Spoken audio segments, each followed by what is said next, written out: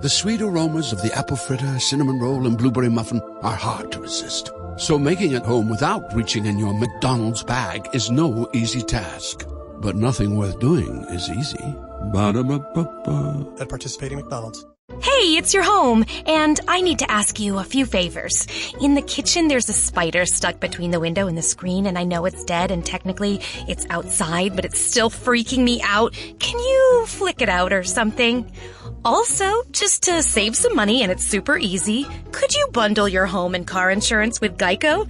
Last thing, could you take the holiday decorations down? Yeah, I'm one of those. Geico. For bundling made easy, go to geico.com today. Thank you for visiting ChristopherMedia.net. I'll have to do that over again. Christopher Media. Let's make some noise. From Asthma Core Studios near Detroit, Michigan. It's unregimented. Gangsters, what's up, guys? And now, here are your hosts.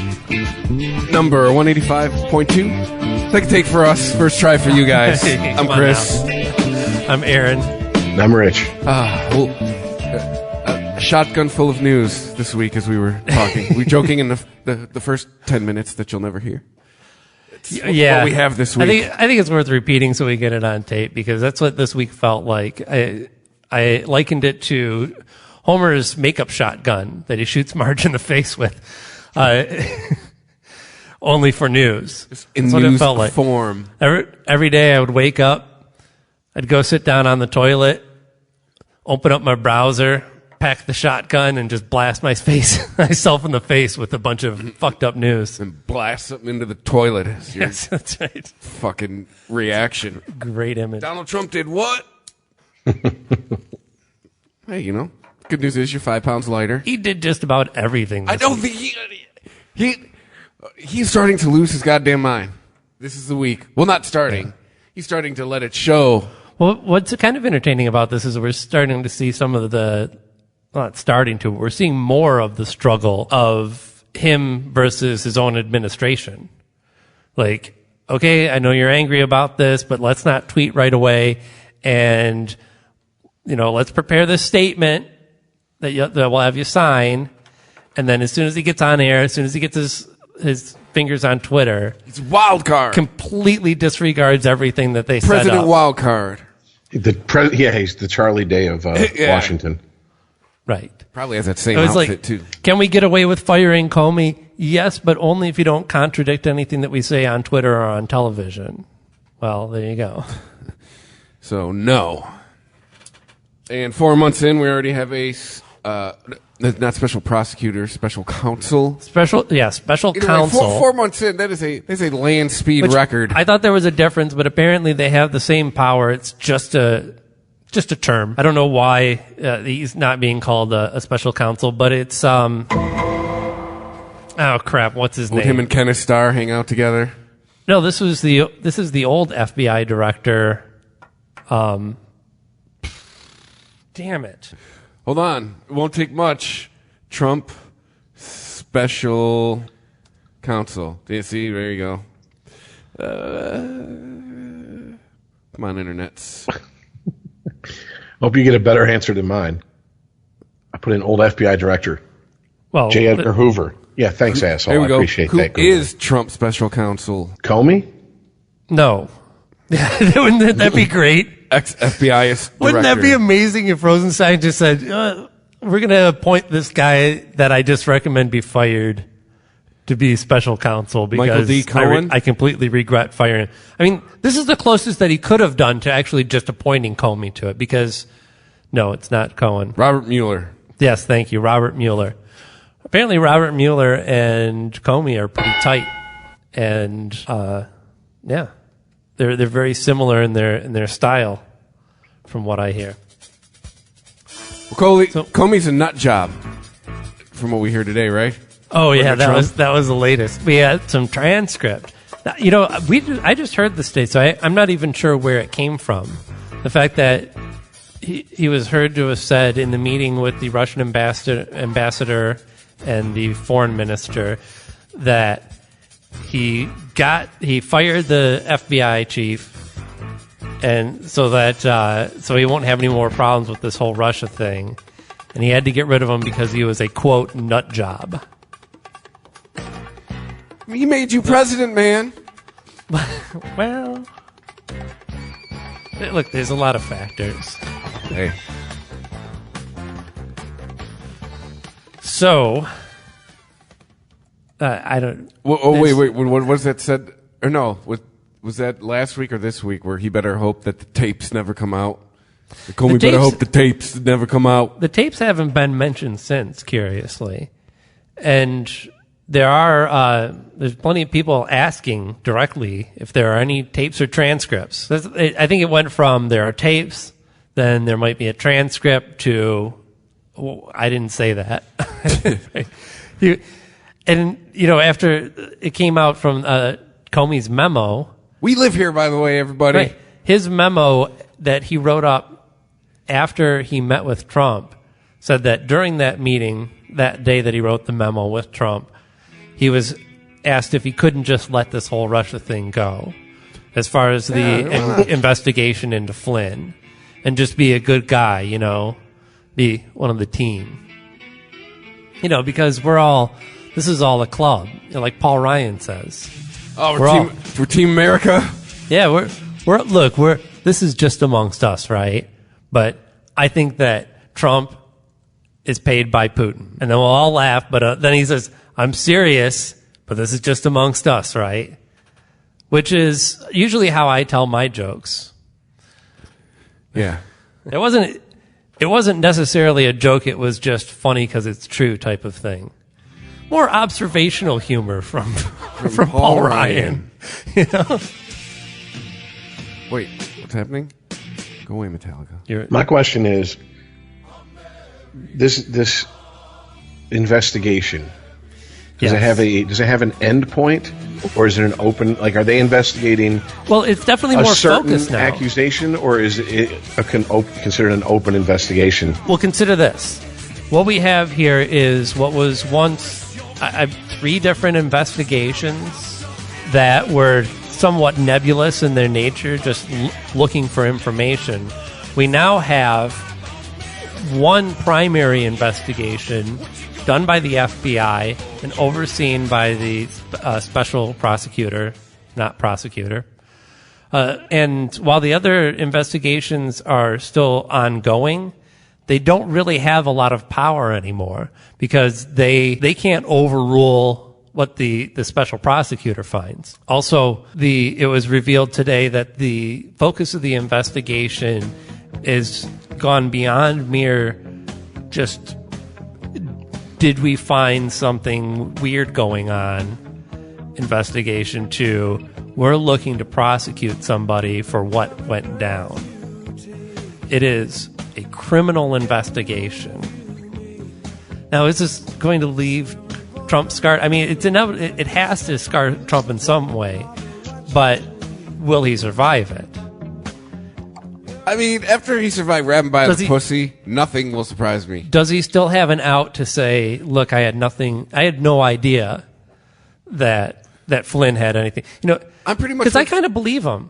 I kind of believe him when he says that he personally doesn't have any ties to Russia. I believe that he may have heard about people in his administration and their ties to Russia and chose to disregard it as fake news. And not after that meeting with the Russian media. Yeah. Well, that's the smoking gun where he just got too cocky and he just did his dirt way out in the open. And then to come out and say that if he did share anything with them, that's his right. Really? That's your in a closed meeting with state-run media from a so-called. We're not calling Russia enemy, but they're definitely not friendly. So they're an associate. Yeah. This is what hit me. I don't know what you call them. Go ahead.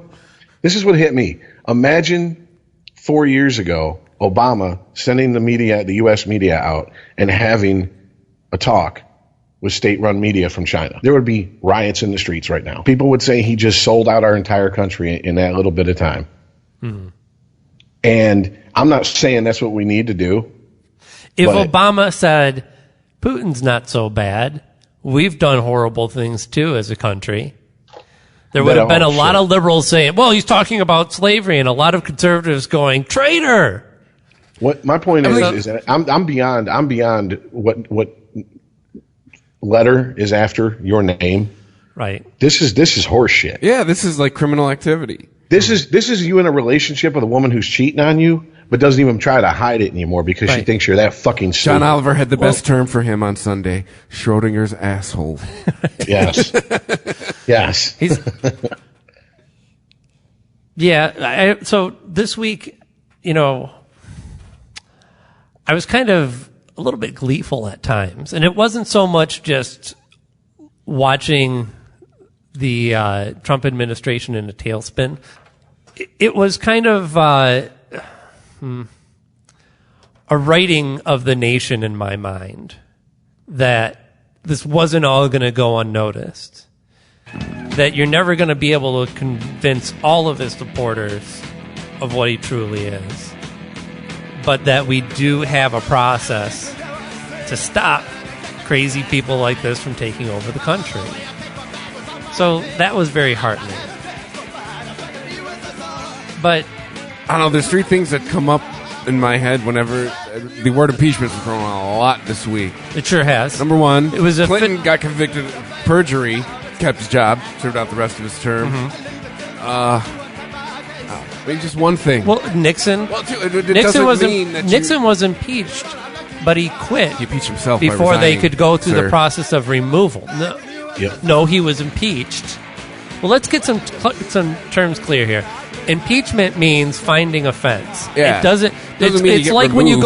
when you go to court, you have a part of the trial that decides whether you're guilty or not, and then another part of the trial that decides what your punishment should be.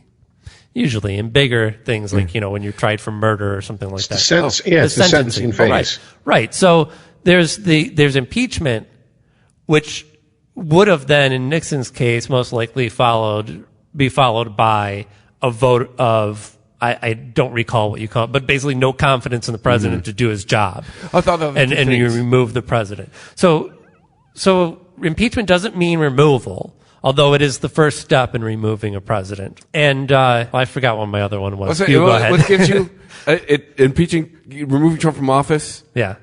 I mean, first of all, impeachment doesn't necessarily guarantee it, but if it happens, you get a president who thinks you can pray the gay away. Right, but also a president with he's a hardline party line Republican. That's what scares me But about Pence isn't him. going to get away from this clean either. And he calls his wife mother. That's just weird. This is another game of stupid or liar, because either he knew about this shit with Flynn most of all and didn't say anything, or he was too fucking stupid to know what was going on. But you know who's third in his own administration. Either way, he's guilty. Well, then what's even scarier about that? You know who's third in line, right? Paul Ryan, Speaker of the House, is third in line. Right. The guy who said that he knew the whole time that Trump was being paid by the Russians. Well, then who's so you're right. him? You're right. This doesn't mean that that control cedes to the second place winner in the election. It's not like Hillary's going to get a phone call. Hey, it seemed like Miss America. Okay. Right. And when you go through this thought process of what comes next, how long will this take the investigation into Trump, and then what will it actually take to remove him, and then what happens afterwards? And ultimately, you still get to the end of a 4-year term where we're going to be voting on a new president, and then we'll see if all of this is going to be a backlash against the Republicans that actually puts a lot of liberals in power, or maybe he'll be the first president who if you says, just see fuck it. even more angered and Nixon said, energized fuck it. conservatives actually bonding together to come up with a viable and not crazy candidate. Because the bigger issue here is ultimately, for me at least, it's not Trump. It's the people who put him in power. Yes. Whether they agreed with his policies or thought that they could use his craziness to their advantage, they're both guilty of. You can't make a whole housewife, Republicans. Well, I want to say guilty. It's damn near treasonous to put somebody that crazy in a position of that much power. Look, but especially if you know. You don't think these people are crafty enough that there was at least a group of Republicans sitting there going, put his ass in power, and we'll set up people who we want in power behind him who are next in line, because his ass ain't going to last 4 years. Well, they're figuring that somebody's going to be able to keep their hands clean during all this and carry on with all the things that they want to happen. So besides pray the gay away and calling his wife mother and his stances on things, Pence is, as far as I know, I mean, clean as the fucking driven snow when it comes to all this shit going on right now. Well, yeah, but that's why I said that, if he is actually innocent of all of this, if he was ignorant of all, he's guilty of being too ignorant to be in a position of power. Well, if we threw people out of office for being ignorant, good point. Let's be honest here. I mean, he has to get caught dirty or with so much smoke, or to counter, people just go, it's got to be fire there. So there has to be fire there. To counter what you say, Aaron, maybe he's smart enough to position himself next to this ticking time bomb. He's like, I give this guy 16 months and then I'll be president. Huh? I'm just. Is anybody else mind? Are you guys' mind blown that we are now watching like theater? This Machiavellian clusterfuck in front of us. Oh, it's been blown since November 8th. It's not. They're not even attempting to put it behind the fucking behind the curtains anymore. But that was the point that I was trying to make earlier, though, when I got off track. We know that this really the Trump thing started November 8th when it was like, oh shit, it's real.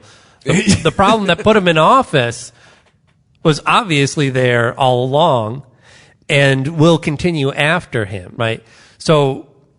What happens with all these people who, I'm talking about the people who have these truly radical thoughts of white supremacy, of separate but equal societies. I mean, I understand, but then even if someone who is truly, maybe obviously they'd have to keep it to themselves, but I mean, an honest to God white nationalist who believes in separate but equal, whatever, gets into power, what can they really fucking do?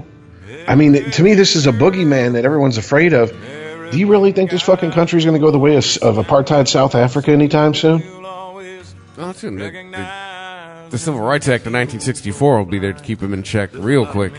I think we would voluntarily as a country, it would happen voluntarily as a country just by people going, I don't want to live near a city. I'm going to move out in the middle of nowhere.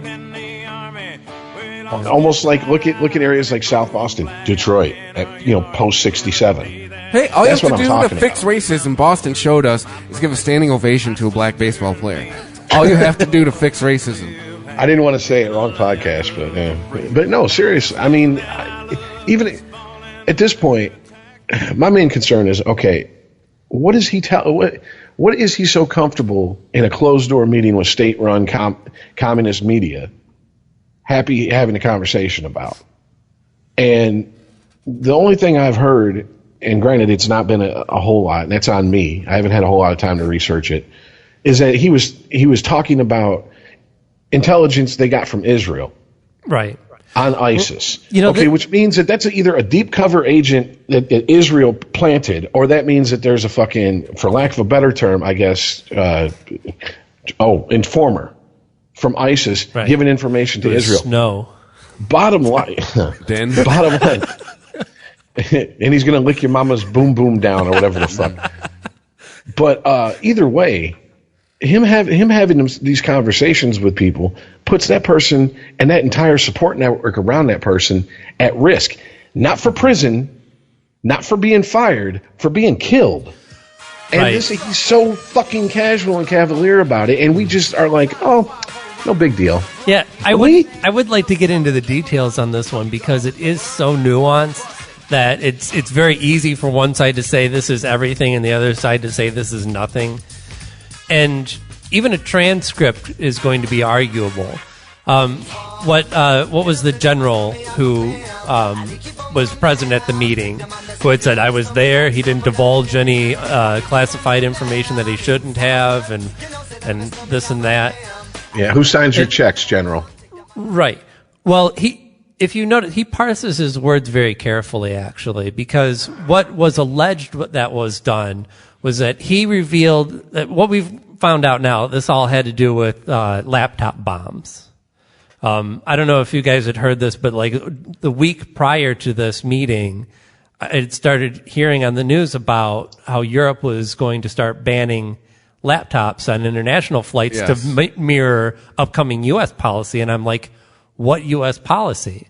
I was not aware that we were looking to ban laptops coming into this country. You can't, if you're coming from, I think it's a list of 6 Middle Eastern countries, you cannot bring a laptop with you. This was intelligence. Or you have you have to check it, actually. So, Aaron, that rule had been passed when we were too busy fucking preoccupied with other things. Because I remember hearing the news, but it was just a little blurb. Yeah. Right. Well, this was based on intelligence that we got from an Israeli agent, right?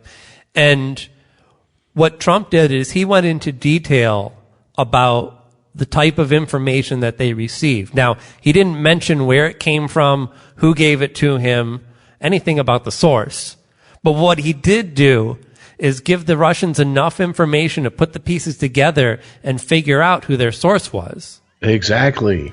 And not only that, but it's alleged that by knowing the source, they also know some of the capabilities that allowed the source and the U.S. to achieve this information that could tip them off to, well, basically it showed them that they were more vulnerable than they thought they were in their movements in the Middle East, particularly in Syria. Whatever this actual intelligence method was, the Russians were able to put together that if they could get this information, they could get information on what the fuck we're doing in Syria. And that could leave us exposed to more international bullshit that we don't want to be involved in. So that's the actual allegation. So yeah, but that's just one scenario of many that could play out. And I know there's think tanks sitting around going, there's a lot more than just a couple. I mean, have you guys thought this through? I mean, first of all, I know the intelligence agency doesn't like to be on the tip of anybody's tongue. The less they're talked about, the more they are happy. You're talking about the CIA, they're doing their job wrong. Yes, your job, you're doing it wrong. I mean, CIA is like, they're just like, hey, we're like the utility that you turn on and it's always there. Just don't really think about how it got there. Don't really think about anything. And it's built into your property tax. You know, like your water bill or in some counties and stuff. I mean, that's what the CIA really wants. So they can't be happy about this. And this isn't the first time remember on Bill Maher, like 2 months ago, he had a former CIA high up on, and he was like, oh, the intelligence agency is not happy with Trump in power. Loose lips sink ships was almost, it's almost been, it's like we've had to resurrect that phrase just for his presidency. I mean, he's going to tell you he invented it. I don't. That's right. I mean, oh God, yeah, and he's priming the well and priming the pump or whatever.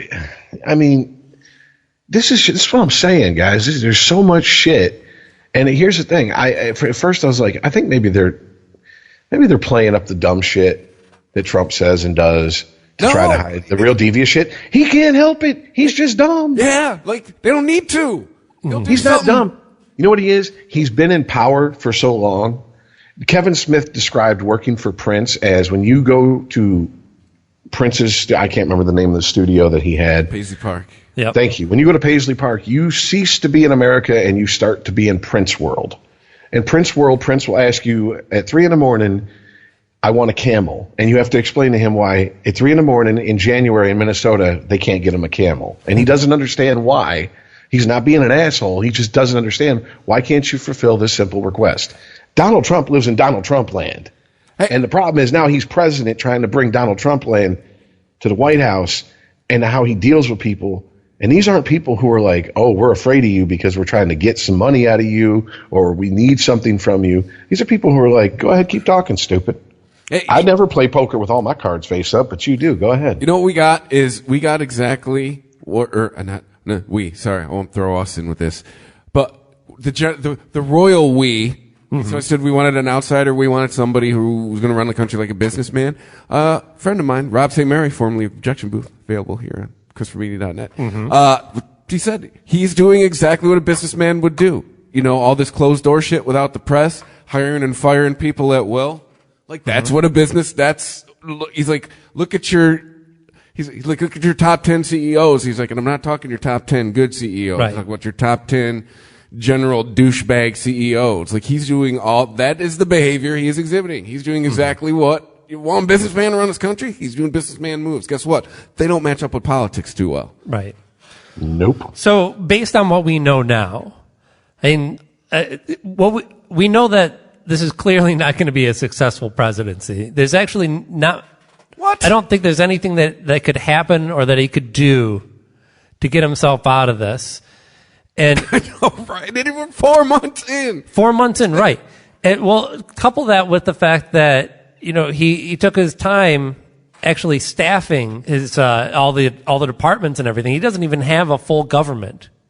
So he's, that they need $1 trillion. He doesn't actually have a lot of people to burn through. He's burning through them at an insane rate. I mean, Sean Spicer, the rumors are just intensifying as to who's going to take his job. How sweet would it be to have a press secretary named Guilfoyle? By the way, I know it's going to be a chick, but still, right? Which last week's Silicon Valley was like best Guilfoyle episode ever. Yeah. Oh yes. They're realizing he's one of their best assets. Right. When he pulls the napkin off the plate. Yeah, that was great. All right. And I like how it was. I just have to say this. I like how it was completely plain too. Yeah, it was just a plain hot dog. Just this stark. Yeah, you didn't want to symbol in the middle of a bun. Yeah. Like Dinesh, you don't even get relish, buddy. Sorry. You can get that app actually. It's free. You can get the hot dog, not hot dog app. What did he say? Hey, look, is that one actually a hot dog? Nope. Anyway. Right, so he's burning through people at this insane rate. He doesn't have a full government. He's not going to be able to staff his government at this point because who wants to jump on this administration? I know. I forget who the quote was, but somebody said he has no coattails.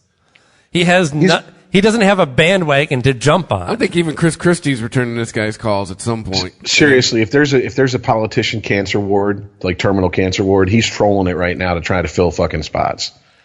He's like, come on, you're going to die. You got nothing to lose. Just hop on. Right. Come for the ride. So be good for a few laughs. So, yeah, he's not going to have a successful presidency. This looks like it's going to be the thing that brings him down. It's like my question to you is driving up to you on the street with their car is on fire. Hey, get in. No, right. I get in that. I'll give you a ride.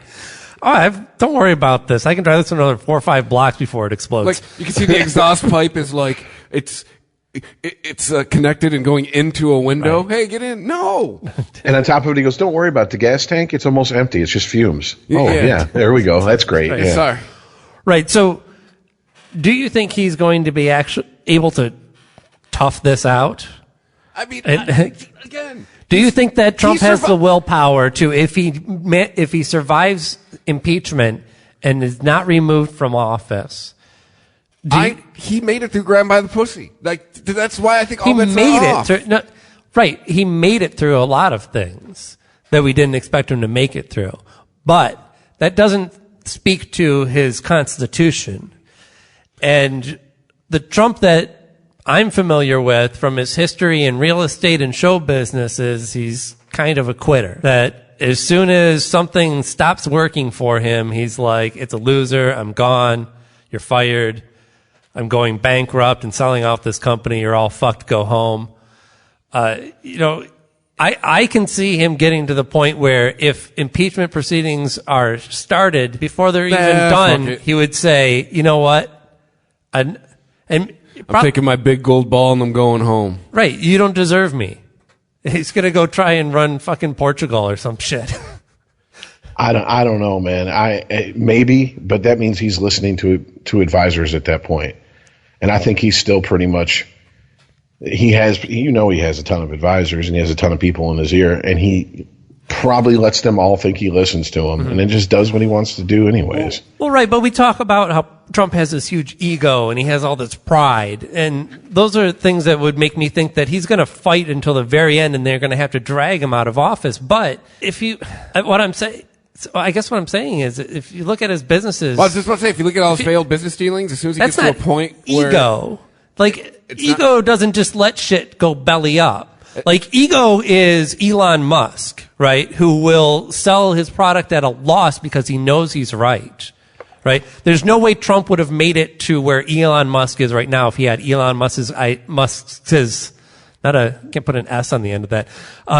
If he had his idea and his drive, there's no way if Trump still had his own constitution that he would make it to that point where he would be willing to he'd find a way to profit off of it by bankrupting the company. Trump would have sold you Trump steaks for $5 to prove to you they're the best steaks ever. But part of this business, if he was wired like Elon Musk. Right. When I talk about running things like a business, right? If this was a business, he would come in and he would shake things up. He would fire all the top people and start his own agenda. Also, if he was running it like a business and he realized the whole thing was going nowhere for him ultimately and he had nothing to gain from staying here in the future, he'd be out. Well, okay, the only thing I can compare it to as far as his business ventures to what you're saying is what he did with the USFL, which was a football league that was started to rival the NFL in the early 80s. He come in, there was already a power structure. So there was a split in the owners. Half of them were in Trump's camp, half of them were I can't remember the guy's name, but the other guy that was running the USFL's camp, he died of cancer. Trump got the reins and ran that into the ground to the point where that league was worth nothing and then walked away. Yeah, you wanted to compete with the NFL, and all the owners went, "You're insane. We will get crushed." Yeah. Oh, and they did. And when they said, "Well, yeah, we're not playing ball here. There's no way we're letting you own a franchise. So it's a loser." He just walked away from the situation. Now, if he does that, he would, to me, that'd be inadvertently probably doing the best thing for us. Oh, yeah. But at the same time, I just keep flashing back to reading what Hunter S. Thompson wrote about Nixon, saying he was a power vampire. And I wasn't around for Nixon, but I got to imagine if Nixon was like Trump, because Trump seems to be just a power vampire, and he wants power over situations, and when he can't get power out of a situation anymore, he washes his hands of it. The problem is he's got unlimited power as far as what he can. I mean, not unlimited, obviously. There's checks and balances, hopefully. But as president, he's never going to run out of shit to keep putting his fingers in. Right. And that's what might keep him in the job, because he's like, look, I still have a little bit of power here. Well, go ahead and impeach me. You know the first thing he'll bring up is Clinton. Right. He'll compare it to Clinton. There's certainly been a lot of talk of comparing Trump to Nixon lately. And a lot of people going, well, people in the Nixon camp going, no, this is nothing like Nixon, and this is everything like Nixon, and this is this generation's Deep Throat. Only there's it's more like a gangbang instead of just one-on-one. It's like it's a Brazzers movie. Right, yeah. Deep Throat's a blow bang this one time around. It's a bukkake fest. Yeah, right. But you know what I think is different about this than what happened to Trump?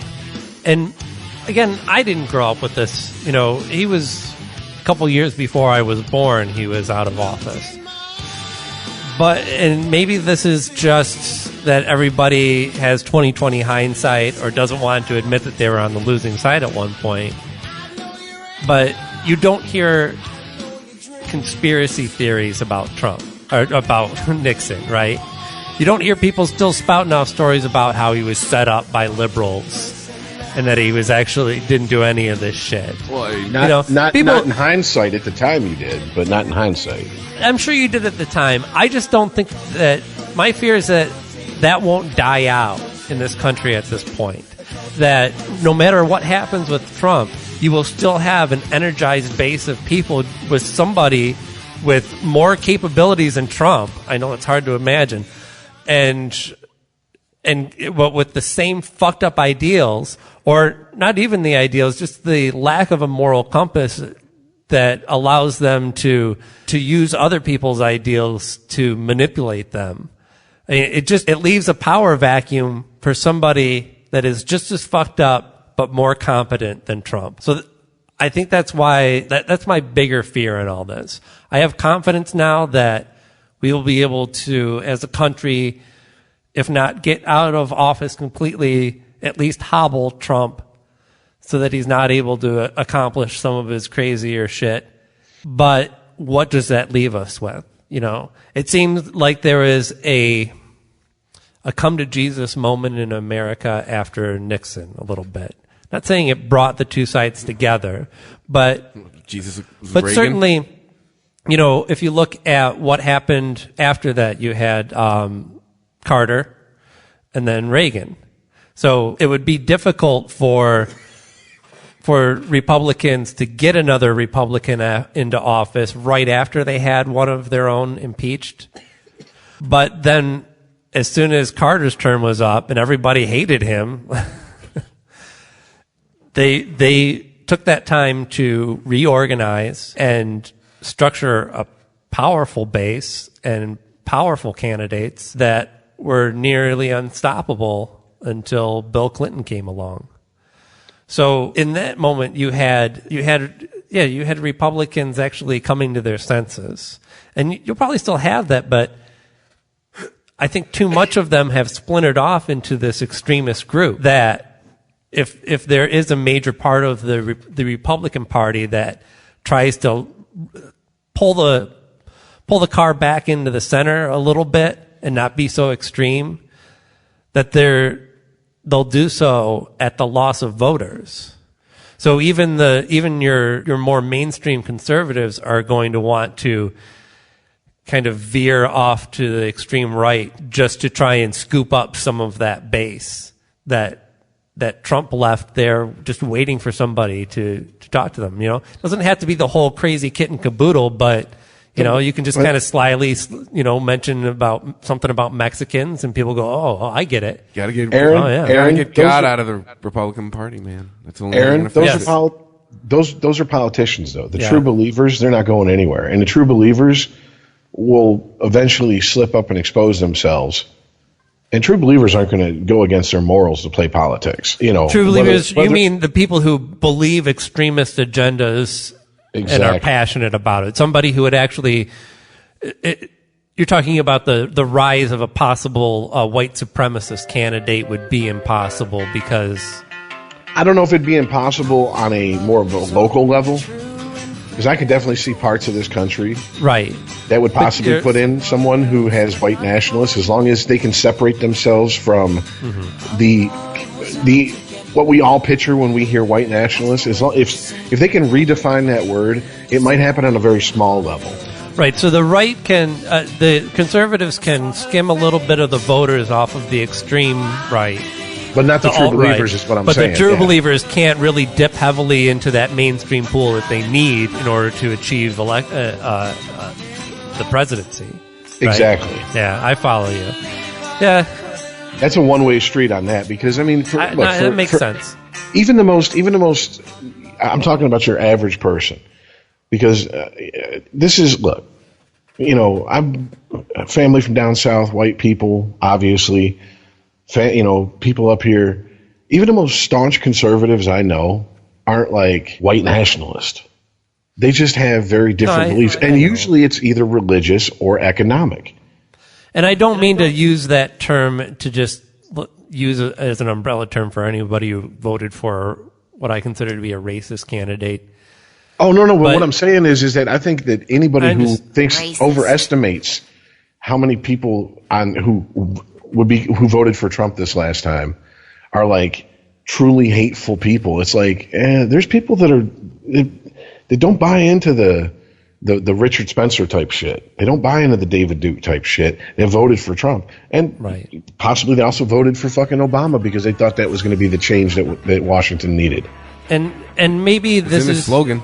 Maybe part of my fear is letting my my own personally curated Twitter feed direct my view of the nation. You know, I saw A Wife with a Purpose, which is one of the white nationalist bitches that I follow on Twitter. White nationalist bitches. She's a cunt. She's a true cunt. Hey, I'm claiming that for a future because she band does name. it all with the smile and traditional values tag. But she had posted that she had achieved like 25,000 followers. I'm like, Jesus Christ! You spout this fucking nonsense about like when she heard that Lieberman was a possibility for the FBI director. She said, no, we cannot let I can't remember the exact wording, but it was basically, we can't let the golems come and steal our children away. There we go. There we fucking go. Seriously fucked up racist shit. You know what's the most I get fucked points up for thing knowing is it was that- going to be anti-Semitic? Like, even Richard Spencer doesn't talk about black people like they're knuckle-dragging apes. He at least has the common sense to realize that if he wants to gain some more attention, he's got to talk about everybody like they're human. I just want those humans to live over there. So, you know what I find ironic in the far right's hate of Jewish people is the right is based on, like, okay, most of it, the idea is, okay, let's make more money, make more money, make more money. Wouldn't you figure that if they think all Jewish stereotypes are true, they'd want some Jewish people in politics? no, because the Jews are stealing the money for themselves. and they're all controlling the running banks. entertainment anyways. Okay. They're all stealing money. All of them are. Come on now. I mean, and you know what I mean. When I say all, I'm talking about a healthy percentage, over 50, of politicians that put money in their pocket that they didn't rightfully come by. All right. So at this point, we know there's a grift in the system. Let's get the best grifters in there. I'm just saying that's how they should be thinking. Aren't they all walking around with a little bag of Jew gold anyways? Right. In an episode of American Gods, well, actually, I believe this is from the original text from the novel. There's the two main characters, one of which is Mr. Wednesday, or Odin, and his man that he hires as a bodyguard, and he gives him $100 bill to go get some stuff. Go to the grocery store and get some notepads and just some stuff for some scheme that he has planned. He says, get all this, and he's like, let's agree that you'll either skim no more than 10% or bring me a receipt. And this bodyguard is like, what, you don't trust me? And he's like, trust you? He's like, if you don't take care of yourself, how can I expect you to take care of me? I hate to say it, but years ago, whenever the statutes of limitations would be up on this story, when I would buy drugs from people that I didn't know so well, yeah, I was expecting my bag to get pinched a little bit. It's the economics. That's what they said and go. It's the economics of the level you're dealing with. Right. You know, I mean, come on, man. That's same that's time. part I of the don't know game. you. Or look, you know, you go over to your buddy's house, you smoke out with him, you leave your bag. I mean, yeah, you come back and get it next day or a couple days later. It's going to be a little light, probably. Oh, you are scandalous, sir. I've never done that. Shit, my friends, you come back, that bag will be empty. They'll be like, you shouldn't have left it here. Possessions is 9/10 of the law, and 9 times out of 10, I'm possessing. So right there, I my one buddy's little brother stole my other buddy's bag of dope one time. That was interesting and fun. He was like 13. We brought him How around do you to hang resolve out. that dispute? Like, hey, guess who doesn't get to come hang out anymore? You, because you stole his bag. How old were you guys? We were early 20s. Okay, at that point, you should have like got him in a circle, put him in the middle, and been like, "Now look here, little man," and scared the shit out of him. I know, right?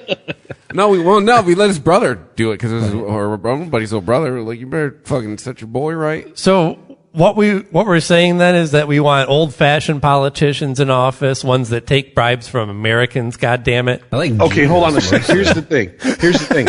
Pendulums swing, and they have their own inertia when they swing. The pendulum is swung as far right as I want it to.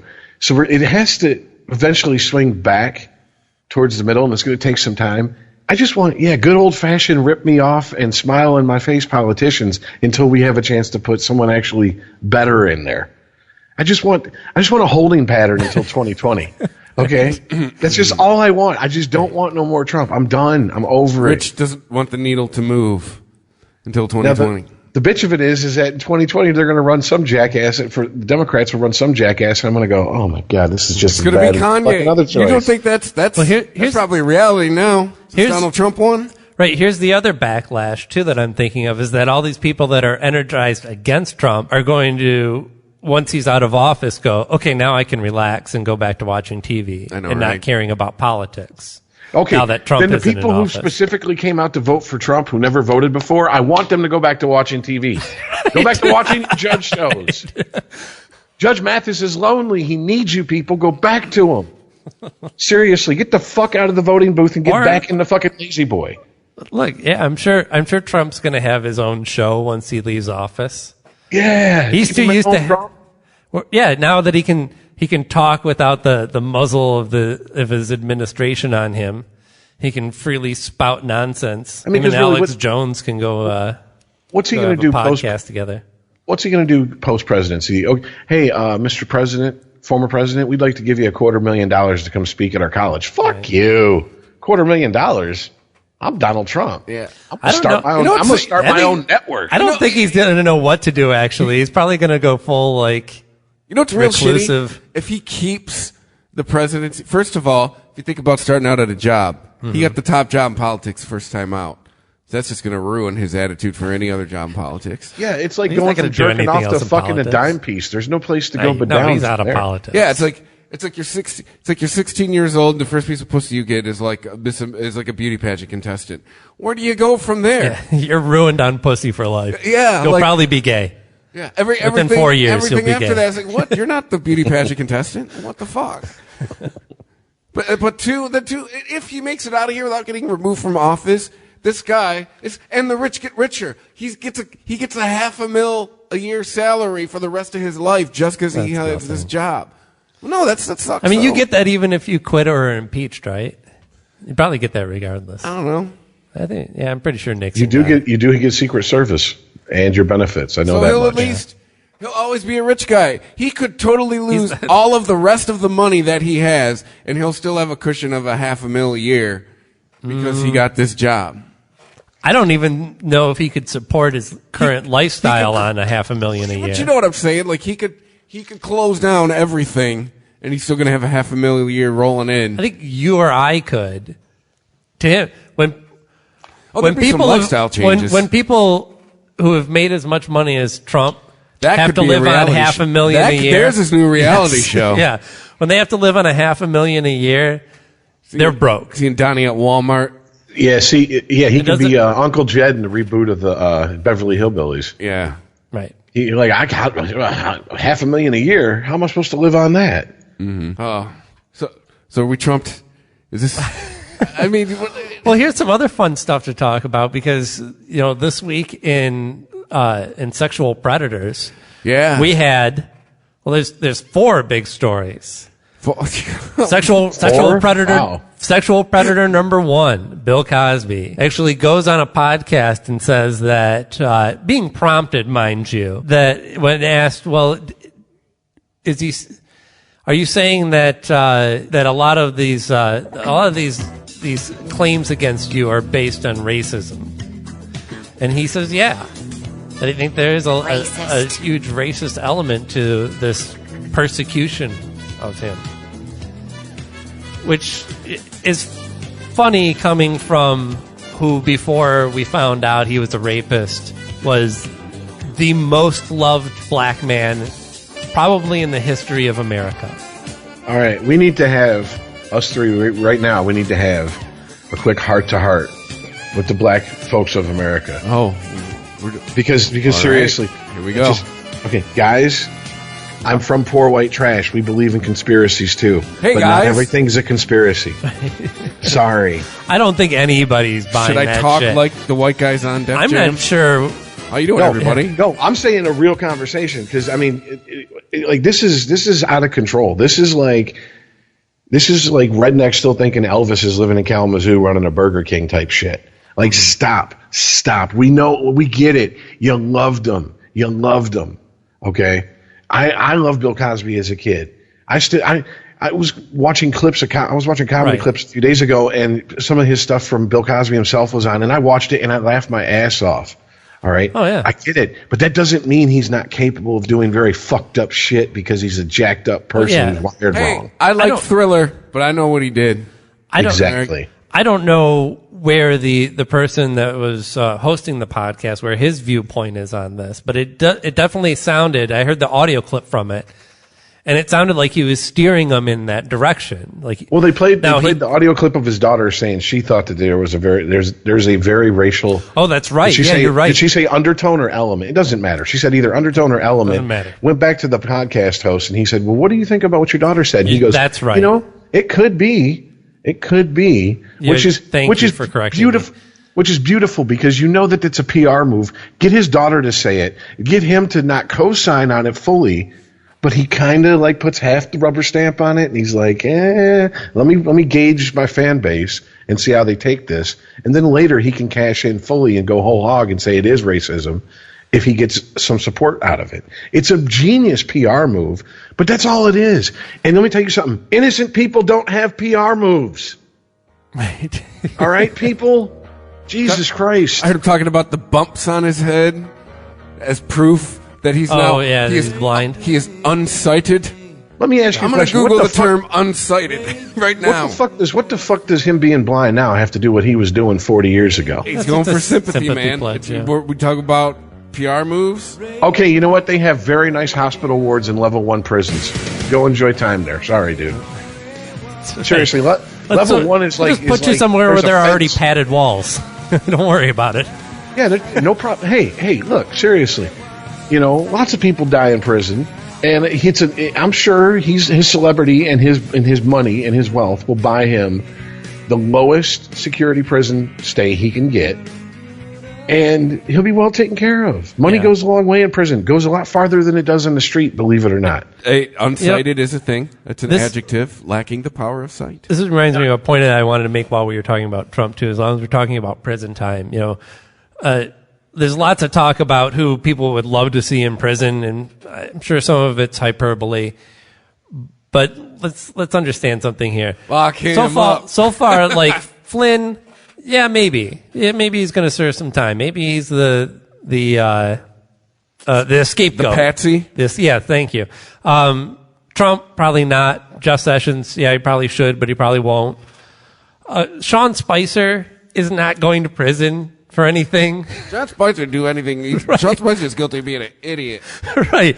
There's a lot of talk about how Sean Spicer needs to be locked up. I'm like, he's not under oath anywhere. I mean, if they call him to testify for some reason, which why would they do that? They're not going to call on the communications director to testify.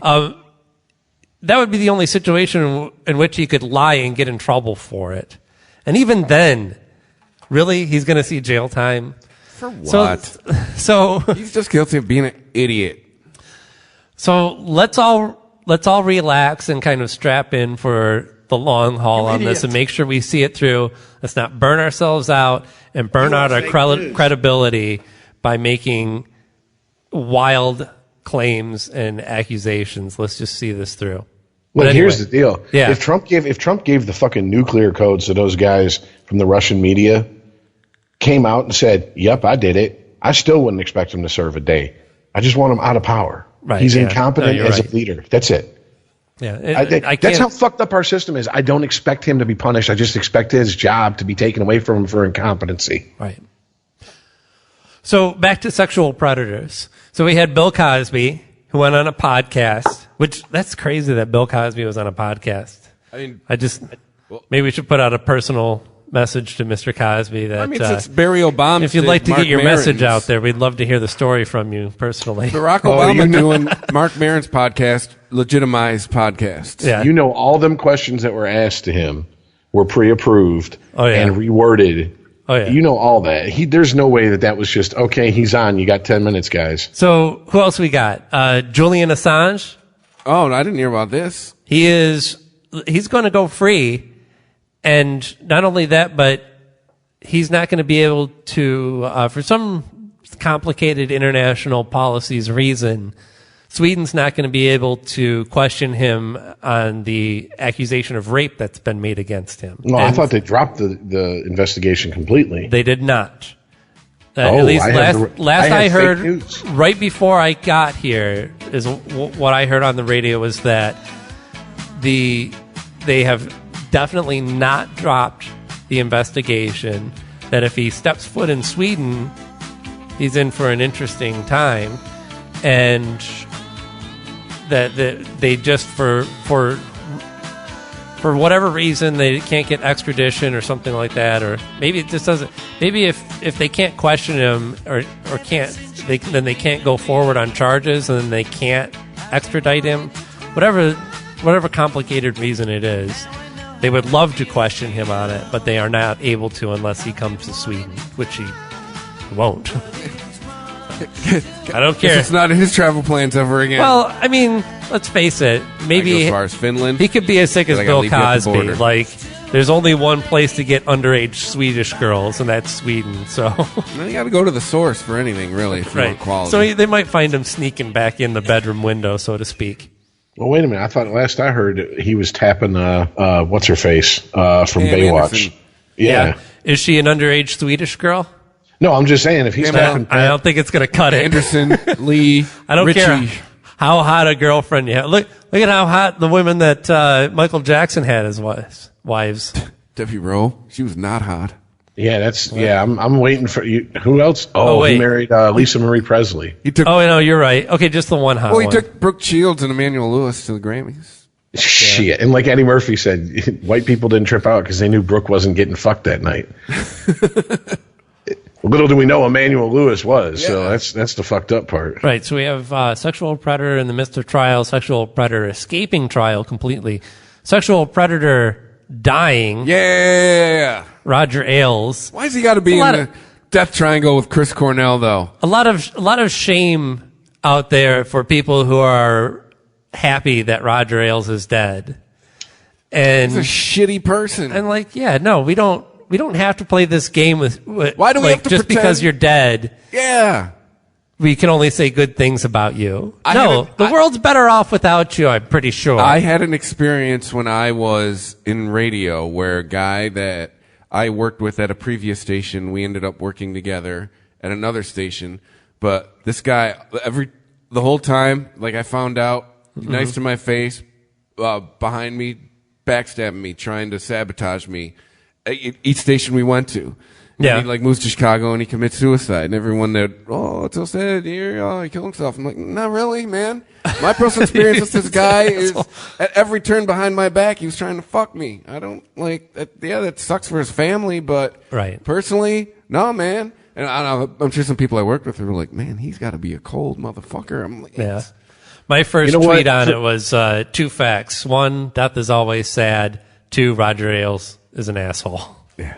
Or a piece of shit, I think is what I said. For anyone who goes, oh, wow, man, they're being kind of rough on Roger Ailes, do your homework for once. Go look at how he exploited the news, the media, period, in this country and took advantage of shit and basically gave us this completely divided by what news channel you watch, and that's the only news you believe country we live in. Yeah, he is the architect of the destruction of the Fourth Estate. Bottom line, fuck him, burn in hell if there is one. That's all I got to say. Fuck him, dude. Right. I don't know how anyone who can look at this country and say he did something good for this country. Okay, what is the quote from Glengarry Glen Ross? Good father, good husband, fuck you. Right. Okay, I don't care. Bullshit. It doesn't matter at this point. Yeah. You did more to tear this country down than people in other countries whose job it is to tear us down. Plus, he gave guys like Bill O'Reilly a platform and let him keep doing what he was doing and covering him shit up behind the scenes. Like, there's just a culture. I mean, and Roger Ailes, too, I heard was the kind of lock the office door kind of sexual harassment. You know? Oh, yeah. He's old school. He's old school. He's like the boss in 9 to 5 type sexual harassment. Like, come here, baby. Come here, sweet tits. Yeah, so all these people that are like, can we just put aside the controversy on this man and just remember what a great media mogul he was? No. I mean, he accomplished so much. Look at, from one paper, he built up an empire, and I'm like, fuck you. Like, so, what? You all wanted us to acknowledge Trump's accomplishments, too. Sure, I acknowledge he knows how to make money. You have things like Breitbart that makes him a good person. That's his fault. Indirectly. Right. InfoWars is almost like an Adult Swim show anymore. Granted, I can only watch it in like 10, 15-minute clips. You just watch it to see the crazy shit you're going to see.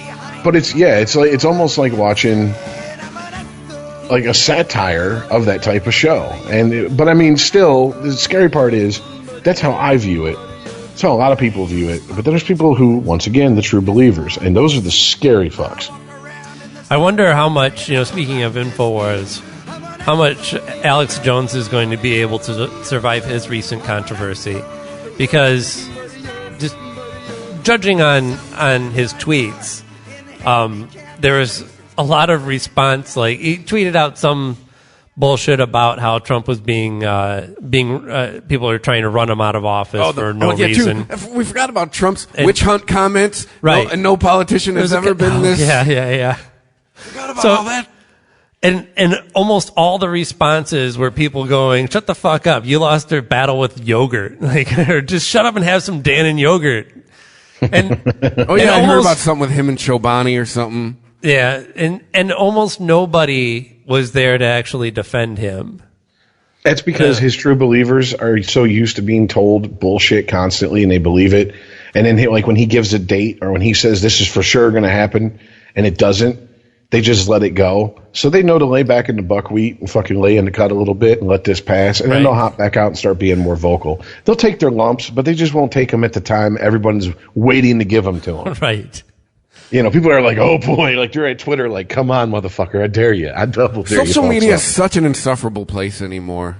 It's the playground full of bullies that we all fucking escaped in grade school. It's not even fun drunk troll. I haven't gone drunk trolling in ages. Like, it's not even fun to do that anymore. I noticed that, Chris. You're breaking my heart because if I'm at work having a bad day and I start getting notifications that you're commenting on shit, I know I'm going to get at least one smile when you're drunk trolling. So please, man, for me, Jesus died for my sins. Kill your liver for my mere entertainment. Come on, dude. Well, it's real. It's just maybe I've just finally come to the realization, because my whole goal with drunk trolling is always just admit there's another side. Like, if you look at them, that's all I want people to do. Is admit there's a goddamn other side. Social media, that's not the place for it. It's your personal echo chamber. That's all you want to hear is people reaffirming what you think. No one wants dialogue, and they say they go on there for dialogue and discourse. No, they don't. Right.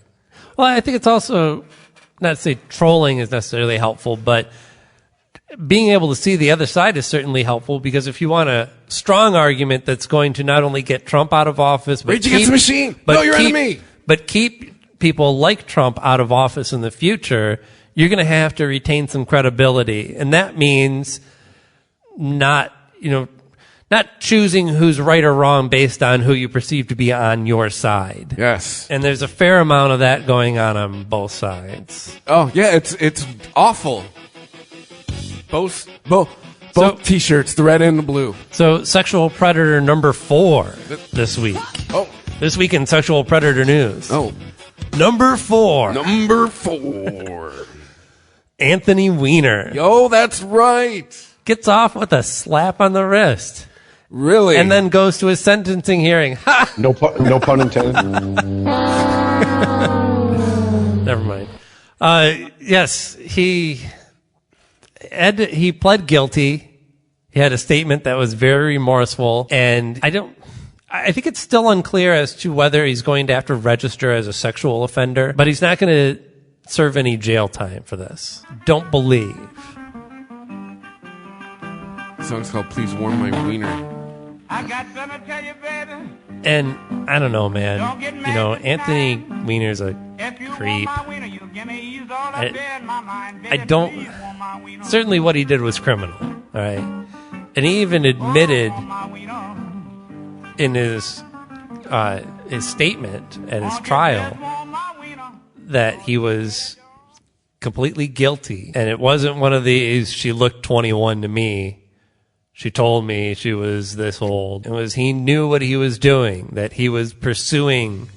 He sent a picture of his dick to an underage girl, hoping to get something in return as well. Is that the one that had the baby in it? No, that was just an just an unfortunate tweet underneath his underwear, which was still weird. I'm like, whoa, like you got underwear on with fluffed dick and your baby in the same picture? Yeah. Why?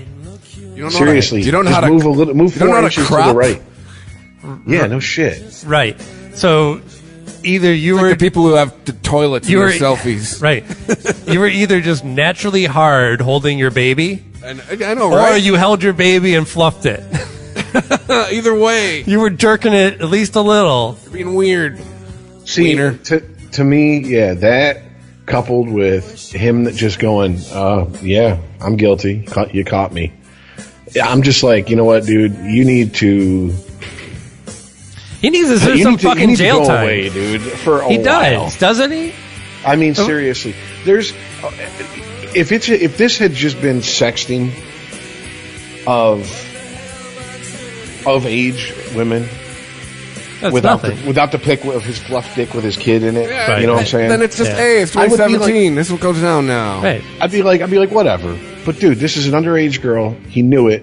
He's like, obviously, his urge to get sexual is so dominant that he doesn't care who he puts at risk with it, including his own infant child. You need to go away, dude. Seriously.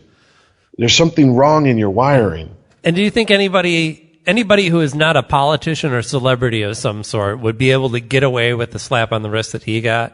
I guarantee you this. They would be serving time. If there was a couple who admitted that they had a newborn and they kept it in the crib in the same bedroom, they would have sex when that kid was sleeping in that crib, there would be charges against them and people hollering for them to go to prison. Or get their kid taken away from them. Oh, without a doubt. Or Where the is cell that? phone. One or the other. Where's that? Well, I mean, I know his wife filed for divorce, but I mean, okay, let's be honest. Celebrities make accusations about each other to where they have supervised visits and shit. We haven't heard anything about his situation, and if I'm his wife, I'm like, you are not seeing this kid without someone around. Sorry. And it's not that I think you're going to fuck the kid. It's that you're too stupid not to whip your dick out, take pictures of it with our kid in the picture, and send it to a 15-year-old jackass. Right. I mean, honestly, Aaron, we're both parents. Yeah. If you would split up, and your ex-wife was sending suggestive pictures like that with your newborn child in the picture, Those pictures would be in court with me requesting custody.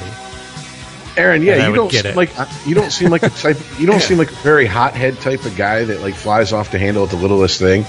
I think you'd probably be moving some furniture in the room over that one when you found out. You know, It can happen. you might have to patch a hole in the wall or two. Okay, and I'm not, and that's not it's not a judgment on you. It's really good you don't fly off the handle. But I mean, it's just that's insanity. This is insanity to me. Why are we talking about this? Who gives a fuck about your criminal shit? You put your kid in there. Go to jail. Go to jail. You admitted it. Go to jail, dude. Right. I'm sorry. Your kid and other people's kids. Yes. Okay, it's insane. I mean, he's the type of parent that the kid's going to be in therapy when the kid's 40 talking about the time his dad stopped at a jerk-off booth and left him in the car, and he got cruised by some dude, and he was 10. Idiot. You know, I mean, that's the type of, like, dude, you got some serious issues. This is the type of guy that, like, goes to the strip club and leaves his kid in the car. I mean, Grabs me by the wiener. I'm just, don't need to be a parent. You don't need to be part of society, man. How are you wired that way? And that's the scary part. He was the rising star in the Democratic Party. A lot of people were hitching their hopes to him that he was going to be like. We could have President Weiner instead of President Dick. Exactly. And he just, I mean, pathologically shot himself in the foot. And now that it's all out, we definitely know he can't help himself. Well, that's the other big question. Is this the final nail in the coffin for the name Weiner? Is every Wiener out there now just going to change their name? Weiner. No, it's not There's even. You can always There's still say Hitlers like out there. that's true. I mean, you know, he didn't kill 6 million babies. He just, you know, I don't think anybody in his family is going to be hopping up and going on TV shows talking about, hey, we're proud that he's in our family. You just misunderstood, great grandpa. In fact, that's the really interesting, just as a side note, and it's morbid curiosity on my part. His wife was really embedded with the Hillary campaign. Oh yeah.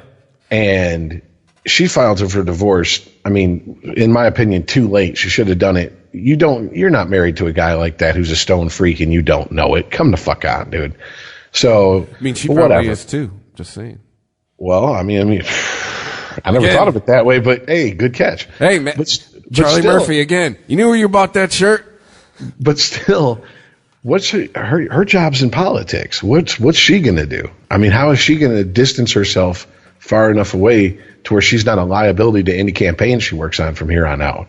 That's what this fucking asshole, because he wanted to get off to a picture of a naked 15-year-old, didn't take into consideration how many lives he was destroying and fucking up with his nonsense. I mean, dude, seriously, you're a sexual sociopath. And he's getting off with a slap on the wrist simply because he's a politician and he has money. Meanwhile, let one of us go out and get drunk, piss behind the bush, and have the wrong cop walk up on us. Oh, no. Right. We'll find out what's up. So, hey, speaking of Hillary, did you hear what,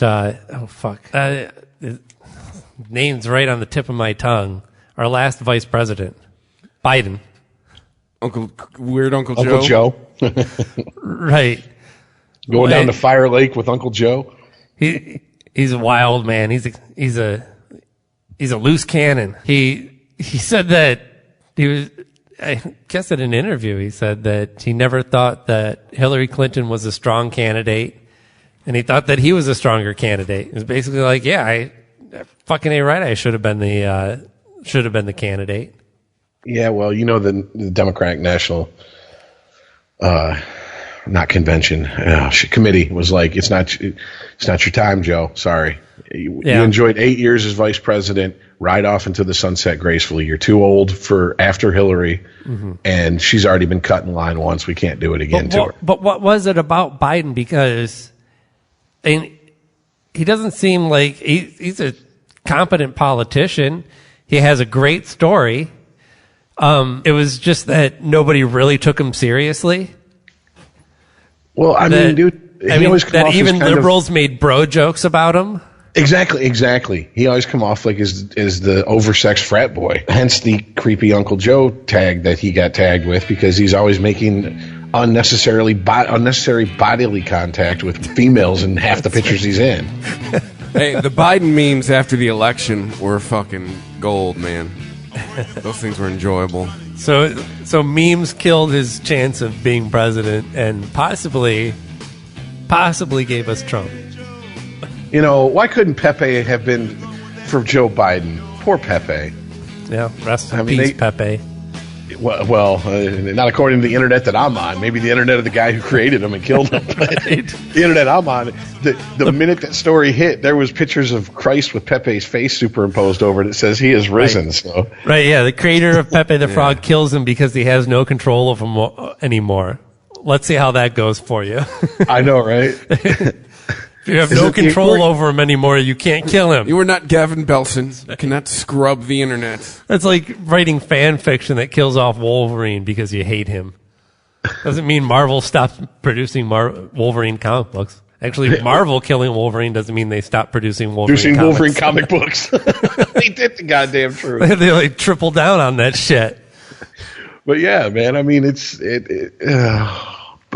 you know, at one point, I mean, honestly, hindsight being what it is, gentlemen, God, it'd have been so nice if it was Biden running against Trump, but it just wasn't going to happen, man. I mean, it just wasn't. Let's not get lost in what if. There's too many what ifs. All we can concentrate now on is what's next. Well, it'd be interesting. It'd have been interesting. Let's put it that way. True. I don't know. Who do you not like? Who do you vote for? Your creepy uncle or your aunt nobody likes? Well, you know, something that I'm finding interesting is that I would expect, with everything that's happened, especially in the last week, that the diehard Hillary supporters who were so vocal against any third party voters or the Bernie bros, Bernie or bust people, I guess I should say, haven't been more vocal and been like, hey, what about her emails now? You know what I'm saying? Like, that seems like a minor fucking thing compared to this.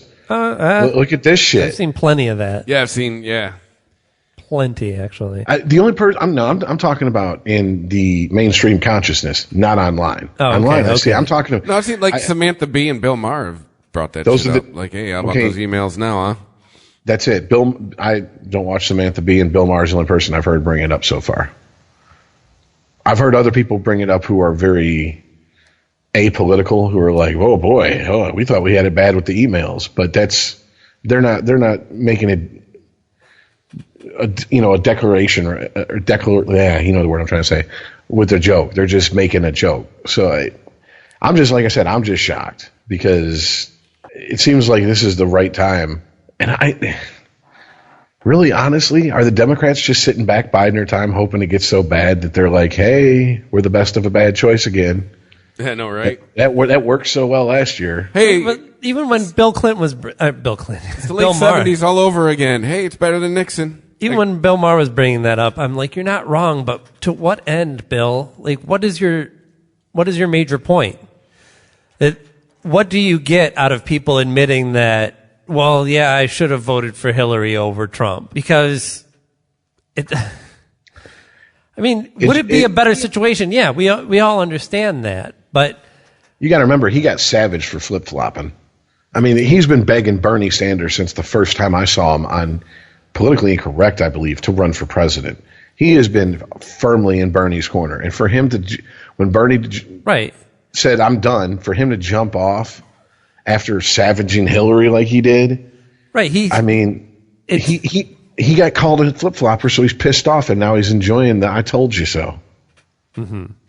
Yeah, because he was it looked like it was an agonizing decision for him to come out in full support of Hillary. That you knew it was only because Trump was running that he was Hillary's ultimate wingman. He took the hit with the fat chick that night. He was like, "Yep, I'll have to do this."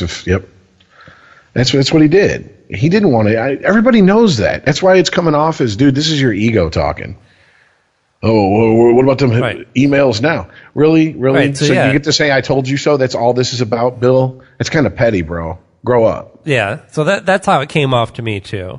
I'm glad you see that the same way, because I thought maybe I was just being a little too picky. No, I actually went back and rewound it and played it again to make sure I heard it in the context I heard it in properly. And I was like, wow, dude, you don't know when to let good enough lie, do you? I mean, I get that that's his job, is to kind of, I wouldn't say Bill Maher hurdles over the line very often, but he flirts with it. But it's like, really, dude, didn't we learn that this doesn't work? This isn't going to get people to vote for who you want them to vote for next time. What you're doing is reinforcing people who are like, well, fuck this guy. I'm definitely not voting for who he supports.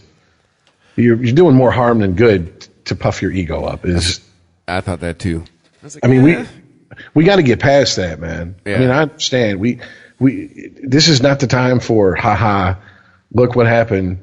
Now don't you feel stupid? It's not the time for that. And the Democrats, to me, are just sitting on their fucking asses, waiting to see the fallout from everything going on.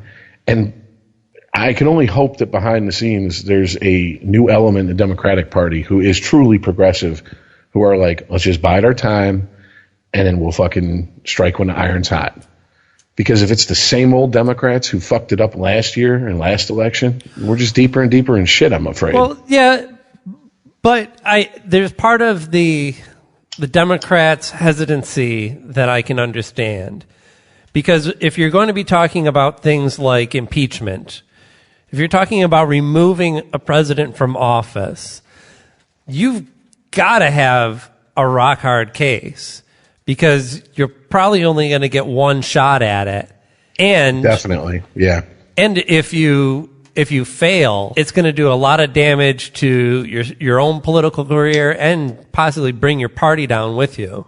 But see, what I'm talking about is a group of Democrats who are like, look, we're not going to spearhead this attack. What they're going to do is they're going to go find someone in their party to go, okay, you're a middle to low-level person in the Democratic Party. You're not a rising star. Here's your chance. It's a fucking, you either win it all or you lose it all. Go after Trump for us. And if you win, they get their own Bobby Jindal. And if you go under and you fall on that sword on your own. Because that's how politics are played, man. That's just all there is to it. There was one Democrat to actually call for impeachment of the president this week. And I can't... Oh, it was Al Green.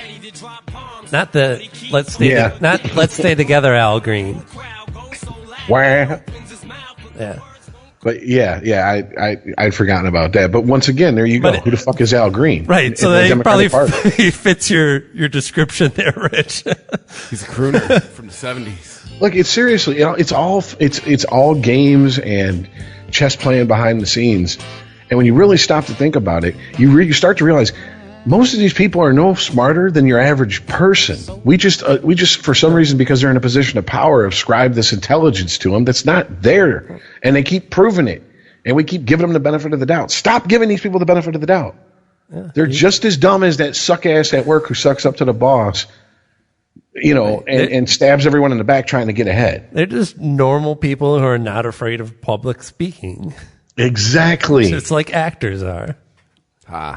In fact, I would make a case that there's some politicians out there that are far better actors who are celebrated in Hollywood. I mean, you guys remember the clip of I'm gonna steal how you refer to him, Billy Jeff there at a funeral, and he was lined up with the former presidents. I can't remember what funeral it was. Might even have been Nixon, and they went to a shot of him. And he's laughing, and then he looks over and he notices the video camera's on him, and instantly he goes into lower lip bite mourning Clinton mode. I mean, it is a fucking switch, guys. Oh, shit. It is literally that quick. They're looking at me. And it's like, I'm dude. so sad now. Here's the fucked up part. I've been to plenty of funerals. Funerals are horrible things, and some people deal with it through humor. That's all he had to do, but that's how fake he is. It's an instinct. He turns it on and off like a light switch. You are fake news. These are the people that are running our country. They're bullshit artists. Yeah. And you just have to remember that and deal with them accordingly. Sorry, I have zero patience with the political arena this week. It's been so much bullshit, and I'm just sitting there going, really?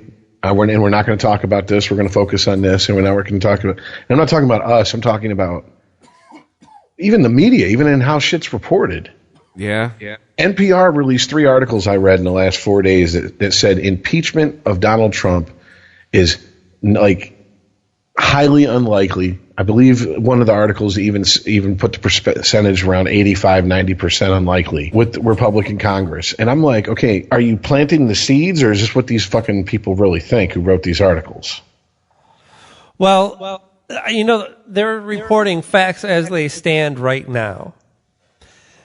And Congress does have to vote on removing the president after impeachment. Yeah, but if Trump becomes a big enough anchor, which it seems like he's becoming, he's going to lose. He's going to lose Republicans who are not willing to go down with that ship. So I don't know. I still think that it can happen without us having to turn over either the House or the Senate, which is probably going to happen anyway. Well, I don't know. The only way for me to deal with it in my mind is I don't even put a timetable on it. I look at it and I go, is it more likely than not it's going to end up this way? It's really tough to balance your expectations with this, because on one hand, you do want to,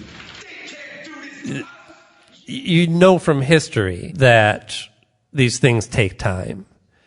Actually, I saw on a bar graph that I think maybe the Washington Post or somebody had put up, that showed in length of months each scandal that was investigated by a special prosecutor and how long it took. And the average is well over a year. And I think, most reasonable people would say that would be kind of generous if we don't even think that if we're not even completely sure that we have impeachable offenses here, then it's probably going to take a while. But then the other side of it is how fast this is happening. Yeah, that's how to me. How he's doing this before he can really get fully into power. He doesn't, like we were saying earlier, he doesn't have a full staff to work with, and he's not going to be able to get one now. And I think it's a lot easier to get this process going when it's coming apart this quickly. Yeah, I mean it's right at the beginning, so there's not a lot to tear down and go through, right? Right. But yeah, that to me, that's just what's taking it aback. To me, it's just the speed, accelerated pace of this. Like, wow, you were breaking some rules really fast, really quickly. Right, because usually when we see these type of things go down, it's done by somewhat competent politicians who understand how to lie properly and what information to keep hidden. So this guy gives no fucks. Yeah. And there's also usually because they played politics to the point to get to the place they're at, they're owed favors and people will cover for them and help keep things out of the media. To whereas there is right. It's an important point. The structure around them that protects them. Yeah, and Trump he just seems like, no, I don't care if you're on my side, your toes are in my way, I'm going to step on them. I'm not even going to ask you to move them. Right. There's almost a little bit of truth to what he says about this being such a horrible witch hunt and how people are out to get him like no other president in history. And yeah, there probably are more leaks happening coming from this White House more than any others because you're so horrible to work with. That's part of the leaks that are coming out is what a fucking shitty ass job it is to actually work for Trump. Well, I'll tell you what, and I would agree with those statements with him pre-inauguration day. After that, dude, you're giving us shit to find. It's not like it's a witch hunt. You are literally just giving. Right. Well, it's a witch hunt, only there's an actual witch in Salem that's eating children. So we do have to do something about it, right? Like everybody's attitude before inauguration day, I'll give him that. Right. But now, ever since you've been in office, now you're pouring gas in the fire. Right. Right. And it's not a witch hunt because there is no such thing as witches. And there is such a thing as you being a colossal fuck up. Even if you don't believe that he was colluding with Russians, that he is acting in his own interests or whatever, even if you don't believe that he is guilty of obstruction of justice, he is so fucking incompetent at just doing the job of president that he needs to be removed. He thought it would for be that easier. reason alone. He thought it would be easier. He actually fucking said that. Multiple times about multiple subjects. I miss my old life. I thought it would be easier. He said it about healthcare. Oh, this is more complicated than I thought. He said it after 10 minutes of talking to the Russian diplomat, Chinese diplomat.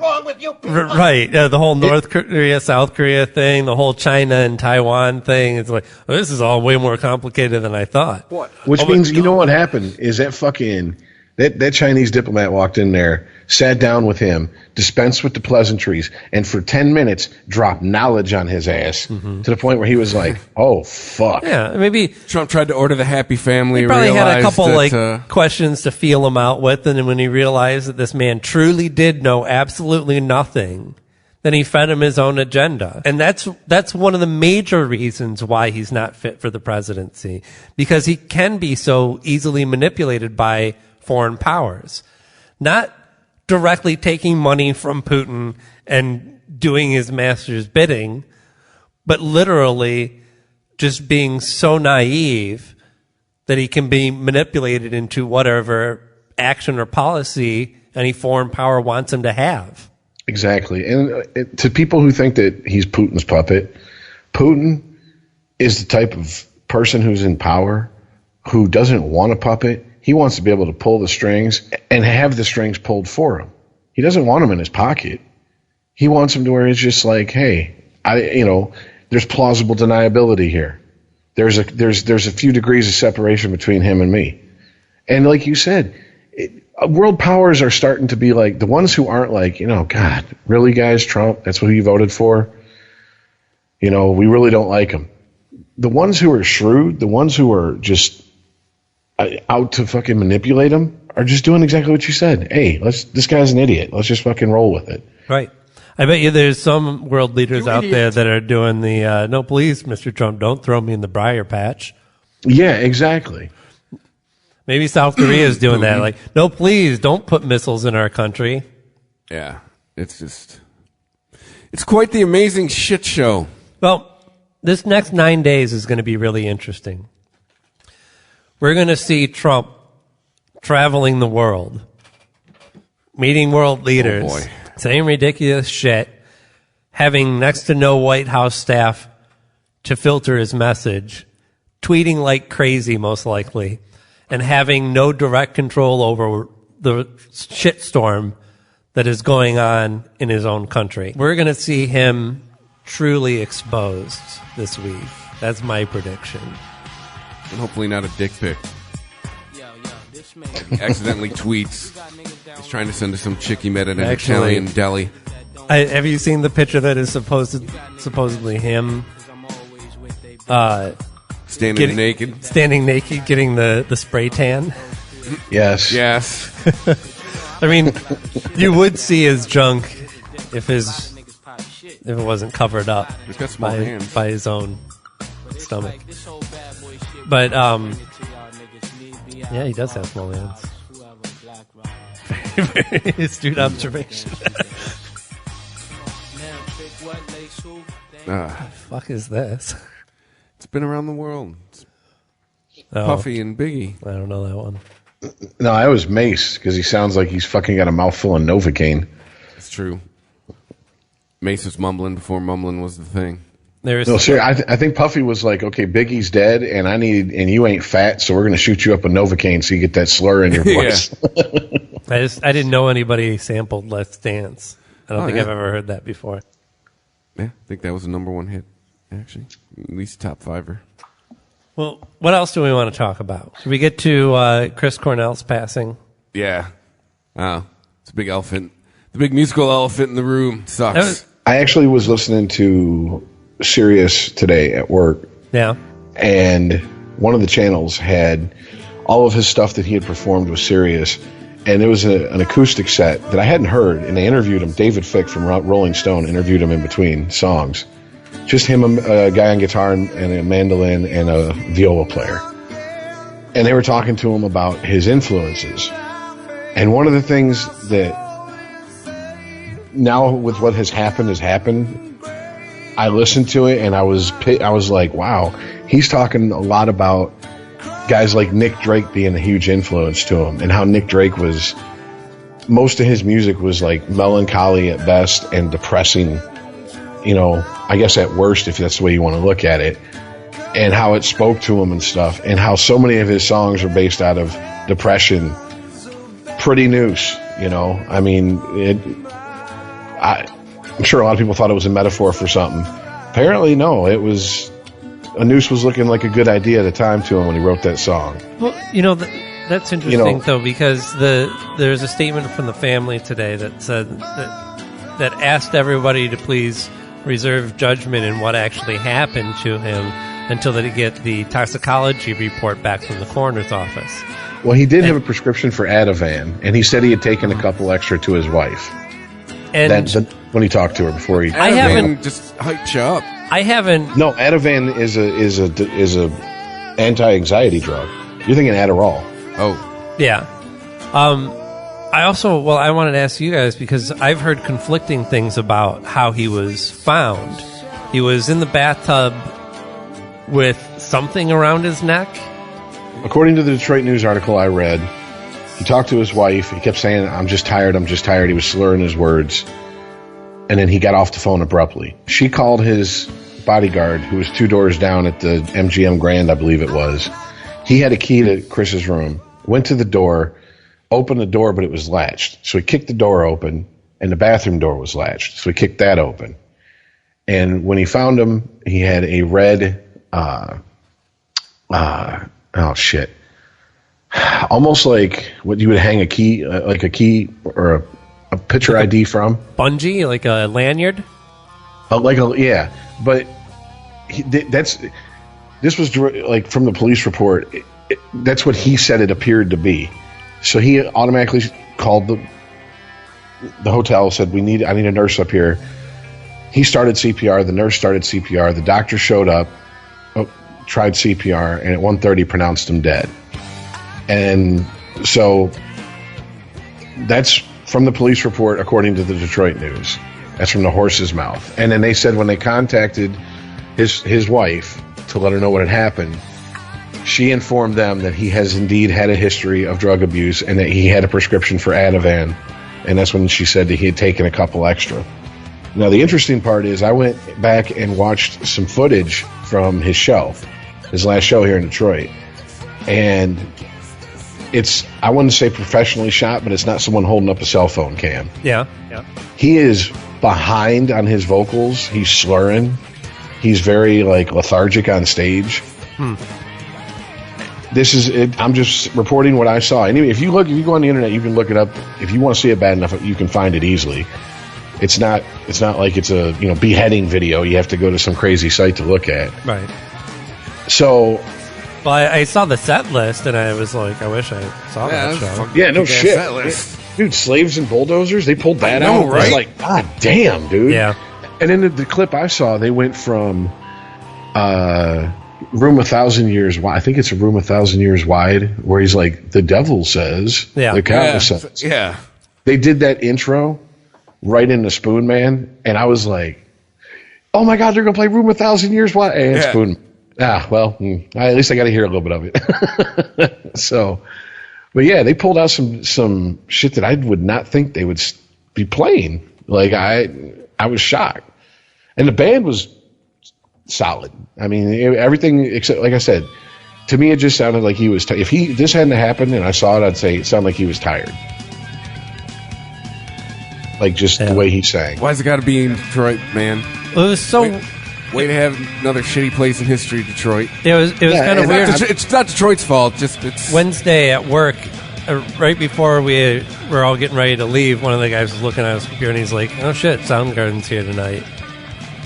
I should go see him." I'm thinking to myself, yeah, I should go see him too. I'd like to see Soundgarden again. I don't know if I'll get that. I don't know if I'll get that chance again.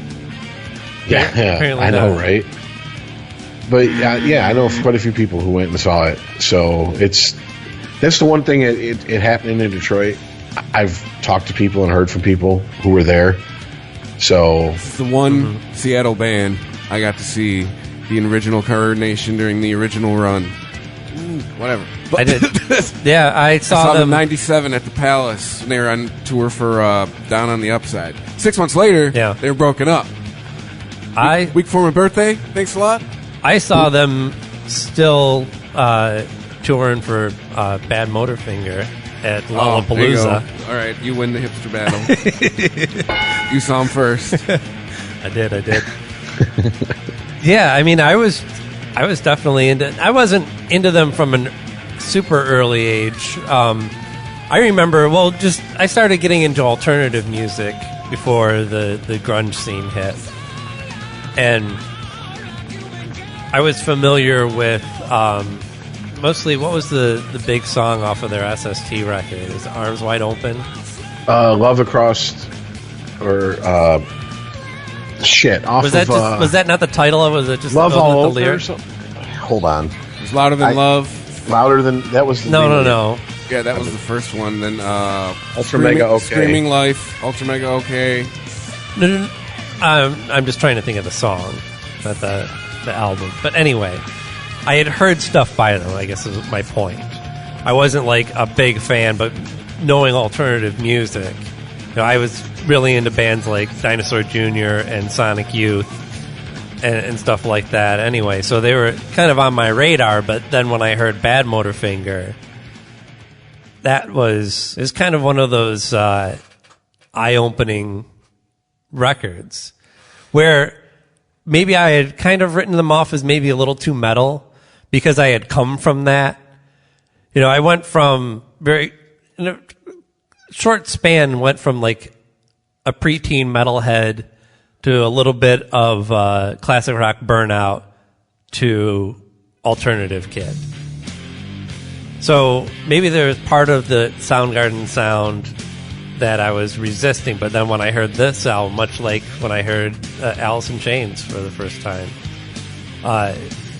Not for the first time. Again, I had heard the single from the first album, but when Dirt came out, that was another one of those like that brought me right back to that. There was still part of me that loved just good riffs and crazy distorted guitars. You know? Yeah, like I hadn't lost that part of me. I hadn't totally Morrissey'd out. I mean, I was one of the kids that found out about Soundgarden through Beavis and Butthead, like them watching a video for Outshine. Yeah. And I picked up Bad Motorfinger, and it blew my fucking mind. Whoa! Like, it was like it was more like metal can be like this more than like like because what this comes out 91, 92. What's 92, metal? yeah. What's metal right then? Motley Crue, Poison. Or excuse me, you were right, 91. Yeah. Like, this was before, Nirvana had just started, kicking these guys in the balls. It hadn't come full. It wasn't 5 years later when they were all dead.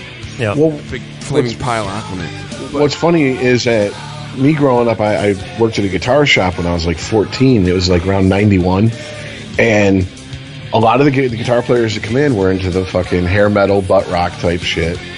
And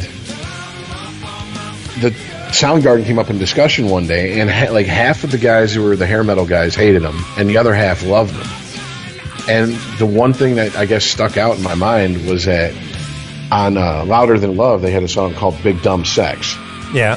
Which basically was taking the piss out of fucking the cock rock movement. Yep. And the cock rockers who didn't want to do cock rock, but it was the only way to make money, were the ones that loved Soundgarden. The diehard ones were the ones that hated them for that song. They're like, fuck that. They made fun of us, basically. Fuck them, man. And so I heard Big Dumb Sex, and me already being coming from like a blues, R&B, and then like I got into more of the alternative rock because I couldn't get into the cock rock was just too silly for me. I just couldn't do it. It was like professional wrestling.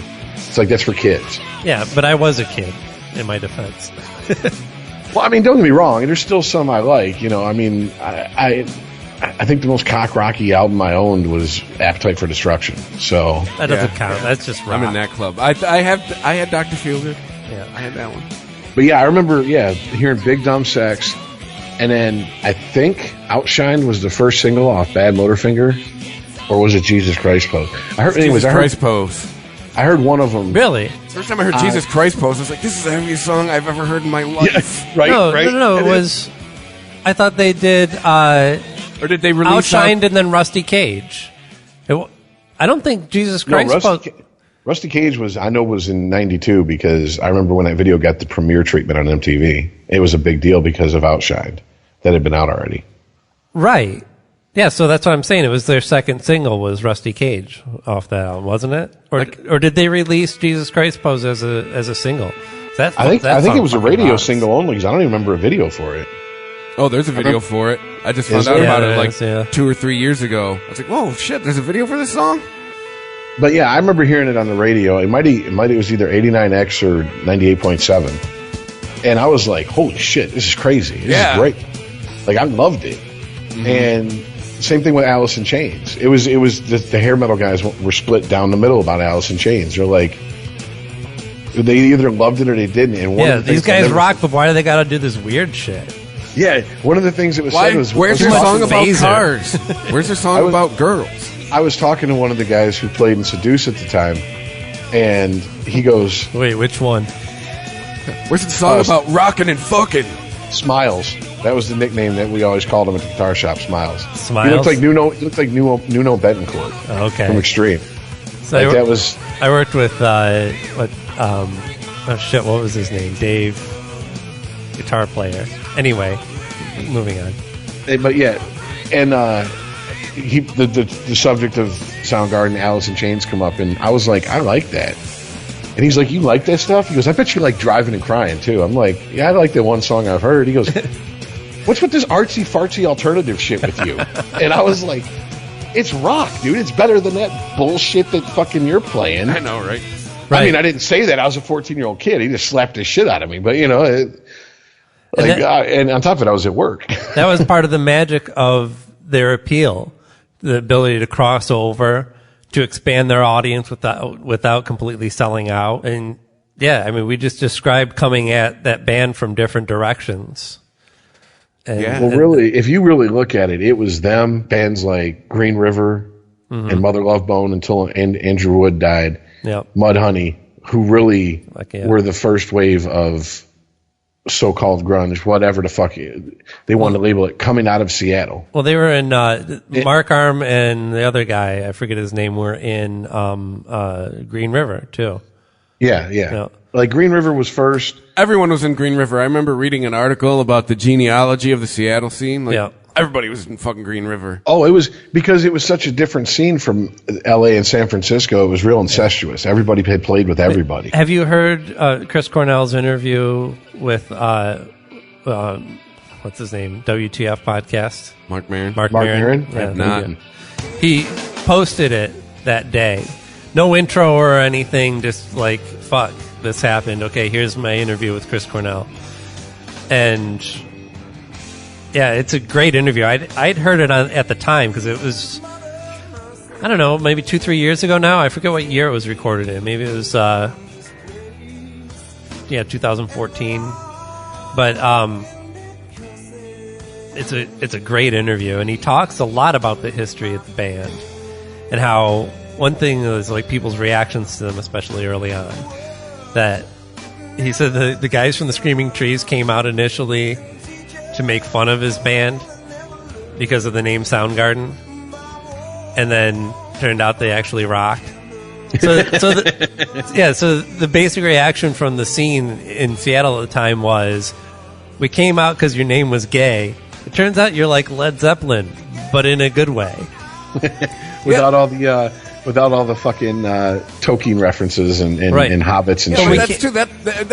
That's our generation's Robert Plant, right? But you know, that was the other tie. Yeah, is the vocal. It wasn't just the guitar riffs. It was the fact that he had this incredible vocal range. That's another thing he talks about in the interview, is how reticent he was to even sing. He's not professionally trained in any way. That blows my fucking total mind. Punk rock guy who was playing drums for Soundgarden, and they needed a singer, and he was like, well, I'll give it a shot. I know, right? And just started screaming in order to keep over the guitars. Yeah, the interview I heard, they were talking to him about starting off, and yeah, it was like it was as simple as he had bought the bass from Soundgarden's original bass player. He owed him one payment, and he had moved in with a guy, and the guy was like, he lived with him for 2 days, and the guy was a complete freak, like just flipped out for 2 days straight. So when he called the original bass player, I can't remember his name off the top of my head. I know he's a Japanese guy. That's all I remember about him. But he goes, hey, I got that payment for the bass. And he's like, oh, okay. What else is going on? He goes, know anybody looking for a roommate? And then it's boom. That's how he ended up, being roommates with the original bass player and getting into the whole thing. Hiro Yamamoto? Yes, thank you. And it's went from the drums to lead singer, and that's the other thing. This is non-musicians. Hopefully, they can follow it. But one of the things about Soundgarden that they were known for was writing in odd time signatures for pop music, but making you be able to bob your fucking head to it. Outshined is in 7/8, and that fucking thing grooves heavier than a lot of funk records, to be honest with you. Yeah, they had a big influence on a lot of subgenre metal for years to come. Also, alternate tuning. Still, that's what they were big into as well. I mean, and then Super Unknown came out, and in my mind, I didn't even think my mind could be blown even more. Like that album plays such a huge part in my youth, in my musical development. Yeah, the guitar tab books. I didn't have many of them. I had it for Super Unknown. Like, they were doing shit with guitar, and I was just getting into guitar at the time. Like, wow, you can play rock music like this? It doesn't have to all be power chords or to even Kim Thayil, the way he plays lead. He's a huge influence on the way I played lead. Like, he wasn't running scales. He wasn't tremolo picking. Like. Right. Well, that's why I found in that interview when I didn't realize how influenced he was by Nick Drake. And Nick Drake, if you know anything about him, almost all his songs are in some weird fucking tuning. I mean, I've had to look up the tuning of some of his songs, and there's not even a name for it. It's almost like he was fucking around, tuned the guitar to that, wrote a song in that tuning, remembered it, and later on recorded it. Yeah, like Joni Mitchell. Same thing. Well, she's rumored to have never really tuned her guitar. She just picks it up and figures something out on it. Well, that was the other thing that David Frick kept asking him was about his folk influence. And he said growing up, of course, he had heard all the folk that by the time Seals and Croft come along, folk had become like folk watered down. Yeah. He was talking about the old folk. He's like, it had a very punk rock attitude as far as the lyrics, as far as the message behind it. And that's what drew him in. But then guys like Nick Drake drew him in more for he didn't sound like any other folk artist. Nothing sounded like Nick Drake when Nick Drake was, around. And really, there's very few people who even, I think, like, I can think of a handful of guys who can kind of pull off Nick Drake. Like, even a cover of it. And it sound like, not like, it sound good. So it was just, it was amazing. I never realized all that about him until the interview, and I was like, wow. But then at the same time, because this was 4 years ago that he recorded this interview, they were talking to him about how long he had sober at that point. I didn't realize how big of a problem he had with the bottle. Oh, yeah. Booze. He liked booze and pills. I read something yesterday how he talked about how he was a trailblazer in addiction to oxys. Like, he was hooked on him back at the right after Soundgarden broke up. When he made that whole Euphoria Morning album, he was going through a big problem with oxys. He didn't start drinking in the interview I heard last night until near the end of Soundgarden breaking up. So like the last year of Soundgarden, he started drinking heavily, and then started the pills after. Well, one of the things I thought was interesting is if you go back and watch the Pearl Jam documentary 20 about their 20th year anniversary, he's in it extensively at the beginning, especially talking about Mother Love Bone and how close him and Andrew Wood were.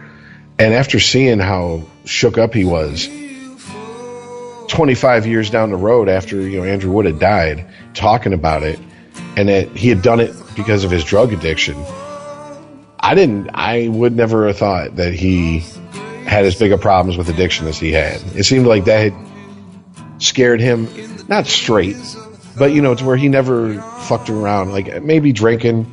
I couldn't imagine him putting a needle in his arm. He never seemed like that type of guy. But apparently, he had the issue. Booze and pills are not two good things to mix.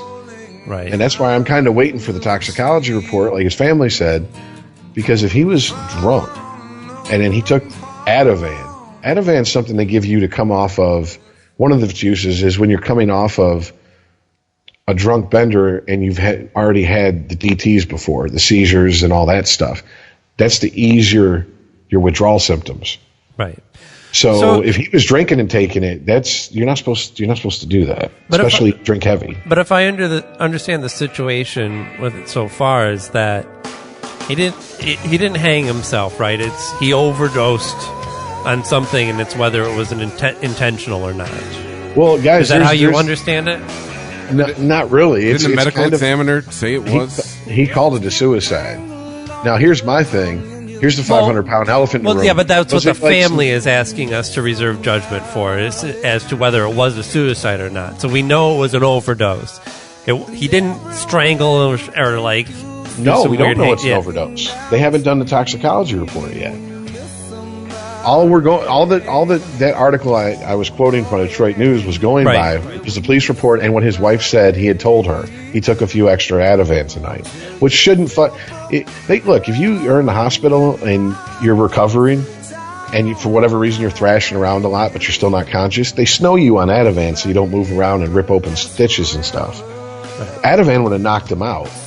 My question, which is, like I said, the 500-pound gorilla in the room, is this a Michael Hutchence type thing, maybe? Maybe he got drinking a little bit, he took some Ativan, got a little whatever feeling, and whoops. Yeah. And the family's like, we don't want that to be his legacy. Because that's all anyone talks about with Michael Hutchence and David Carradine. Or he could have just... to be fair, Chris Cornell had more hit records than Michael Hutchence. He's got a better legacy going for him. Did he? I mean, basically my question on the rock charts, Super Unknown debuted on the number 1 at the Billboard Top 100. That's the regular charts. Here's my question, and here's the hard-hitting question, I think. Did Detroit's lack of really good-looking hookers drive him to kill himself? Oh, come on. What? If he was in Canada, he could have got a good one. I mean, but he was on the Detroit side of the river. It's a valid question. Or is he loyal? No, because he was on the phone with his wife. Is he just a loyal guy that was like, I'm a little drunk, I'm a little whatever, and he misjudged the situation? I mean, look, either way, it's not going to matter to me. People do dumb shit all the time, and they get hurt or they kill themselves in the result of it. And does it suck? Yes. But I'm not going to go, I'll never listen to Soundgarden again because he was jerking off with a rope around his neck. If that was the case, I wouldn't talk to half my friends, the sick fucks. So, I mean, but I mean, I think why has that hasn't even been brought up at all? Because, I mean, honestly, if I'm his bodyguard, I'm on tour with him to the point I'm 2 doors down from his hotel room. When I find him, if his junk's out, I'm putting his junk away and then I'm calling. I know, right? No, I can't let this. I'm not going to I got you, dude. I worked with this guy for 20 years. I can't let him go out like this. It's like a true brother who, if he walked in and he found that you had had a heart attack at your computer, he'd wipe your history before he called 911. He'd be like, no, we can't have the family knowing what he was looking at. Go find all your porno mags, throw them away real quick. I mean, I know it's like kind of amusing a little bit, or someone's out there going, I can't believe he's joking about this. These are valid questions in our day and age. I mean, let's be honest here. You don't even need a laptop for fucking porn. You got your fucking phone. So, I mean, ultimately, this is something else I've taken from this, and this is on a more serious note, is all of the artists that have come out and posted about him or released statements. And guys from bands I haven't heard or thought of in forever, like the band 11. I haven't heard or thought of them in fucking decades. That guy produced Euphoria Morning. Yeah, that's what I found out. The guitar player from 11 was producer on Euphoria Morning. But I mean, I used to be really into Chris Cornell back in the day. What's Euphoria Morning? His first solo album, post Soundgarden. I gotcha. Okay. But it got me thinking that, some of these guys were posting about, they knew he had issues with depression and blah, blah, blah, and this and that. And even Aaron, you said, listening to Bad Motorfinger, an album that's 25 years old at this point or older, you were like, I'm picking up a lot of death imagery in the lyrics. Oh, it's all over the place. I mean, I've actually got the lyrics up here right now. If you're just scanning them. What song is this from? Holy Water. Is, where'd it go? Bloody Murder is the best I've heard her scream. I thought I'd be able to find these faster than this. Use my inspiration for a guillotine. Fire a loaded metal cannon to the page. That's about. Well, I mean, to me, the one that sticks out without even having to look up the lyrics, but I guess I should, is Drawing Flies off that album. Yeah, that's what I was just looking at. That's the sitting here like wet ashes with X's in my eyes and drawing flies. Hey, man. How about From the Day I Tried to Live? From Mind Riot. It sharpened my wits on a dead man's skull. The lives we make never seem to get us anywhere but dead. Now, here's what's interesting about that song, because I asked him about the lyrical content on that song in an interview I heard today, and he said he thinks too many people take live as in the wrong way. He was like, I was talking about I'm very comfortable being by myself, being isolated, but when I get that way, I realize I have to go outside and force myself to join the rest of humanity every once in a while. And he's like, it's about going out and being like, wow, I really don't fit out here, do I? Here's from Searching with My Good Eye Closed. Stop, you're trying to kill my time. It's been my death since I was born. And it doesn't necessarily, he uses the word death in it. So all I'm saying is it can't not stand out. There's a lot more than I thought of. But mind you, I'm getting all this from a website called darklyrics.com. Yeah. Well, you also have to remember around that time, he just buried his best friend and his former roommate, Andrew Wood, to a drug overdose. Because if you listen to a lot of the stuff he wrote around that time, 2 or 3 songs, right? Hunger Strike, Reach Down, and Say Hello to Heaven off the Temple of a Dog were all written, like, he flat out said that is about Andrew Wood. If I remember correctly, Seasons off the Single soundtrack is completely about Andrew Wood. And I mean, the lyrics in that song is, you know, basically about being left far behind by someone else. God, I know I just made an involuntary reference to Candlebox, but I mean, like, a loss and depression and death, because that's what he was going through at the time. I mean, really, this is what really made me think about this. If you look at the Seattle scene and you look back at a lot of the bands that knew each other, they all had that common thread of they knew people who had overdosed and died in the scene. Not just Andrew Wood, but I can't remember her name from Bikini Kill. She overdosed. That hit wasn't a lot of those guys wasn't hard. that the chick that Kurt Cobain was supposed to marry? I believe so. Like, Yeah. No, she was the one who said Kurt smells like Teen Spirit, and he didn't know what that meant. If I remember, if I got my Seattle lore right. Oh yeah, no, you're right. I know you're there right, was you're a chick in Bikini Kill that Kurt Cobain he proposed to like a bunch of times. She kept saying no. And then, Well, it might have been her, because from what I remember the story, they were pretty tight, and it might have been one of those he wanted to be more, and she was like, "We're just friends" type thing. But still, I mean, all this. Look at all the Seattle stuff, even the stuff that's outside of your average music listener's top 40 point of view. Go listen to Screaming Trees. Go listen to Tad. I mean, there's a lot of that stuff is dark and deals with the darker side of life. That all their lyrics that those guys wrote. even Queens of the Stone Age is in that family tree because not even because of Dave Grohl, lead singer Screaming Cheese, Mark Lanigan, yeah. Yeah, he's like the second lead. Like he's all over Songs for the Deaf. Yeah. Oh yeah. And when Josh Homme quit Caius, he joined Queens of the Stone Age for a little bit, and it was like, it's not my thing. But Mark Lanigan was like, it got you out the house, didn't it? Got you back to playing, didn't it? Got you from being depressed that your band broke up. But these are real friendships these guys have. This is no different than when we were musicians, our tight group of musicians that we knew. If for some reason we just started getting signed, and next thing you know, everybody knew about us, and we're just some little fucking group of musicians in Detroit. Like, it's weird to turn on turn TV and see my buddy who I've drawn dicks on while he's passed out in my house talking about what the lyrical content of the songs are to MTV. I mean, that's something that, like, I think is lost in a lot of this when people are like, Eddie Vedder's the last one left. Well, yeah. These are your heroes, but these are their fucking friends that are dying off. Yeah. Right.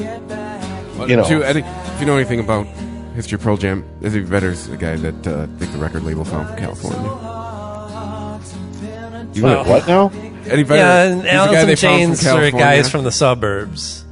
Well, no, Alice in Chains were put together. Yeah. No, hold on, because if it was true, I'd give it to you. But after Mother Love Bone, Jeff and the guy, basically the original Pearl Jam lineup, got together and recorded a 3-song demo and started passing it out, saying, "Hey, if you know a singer, have him listen to this and see what he does with it."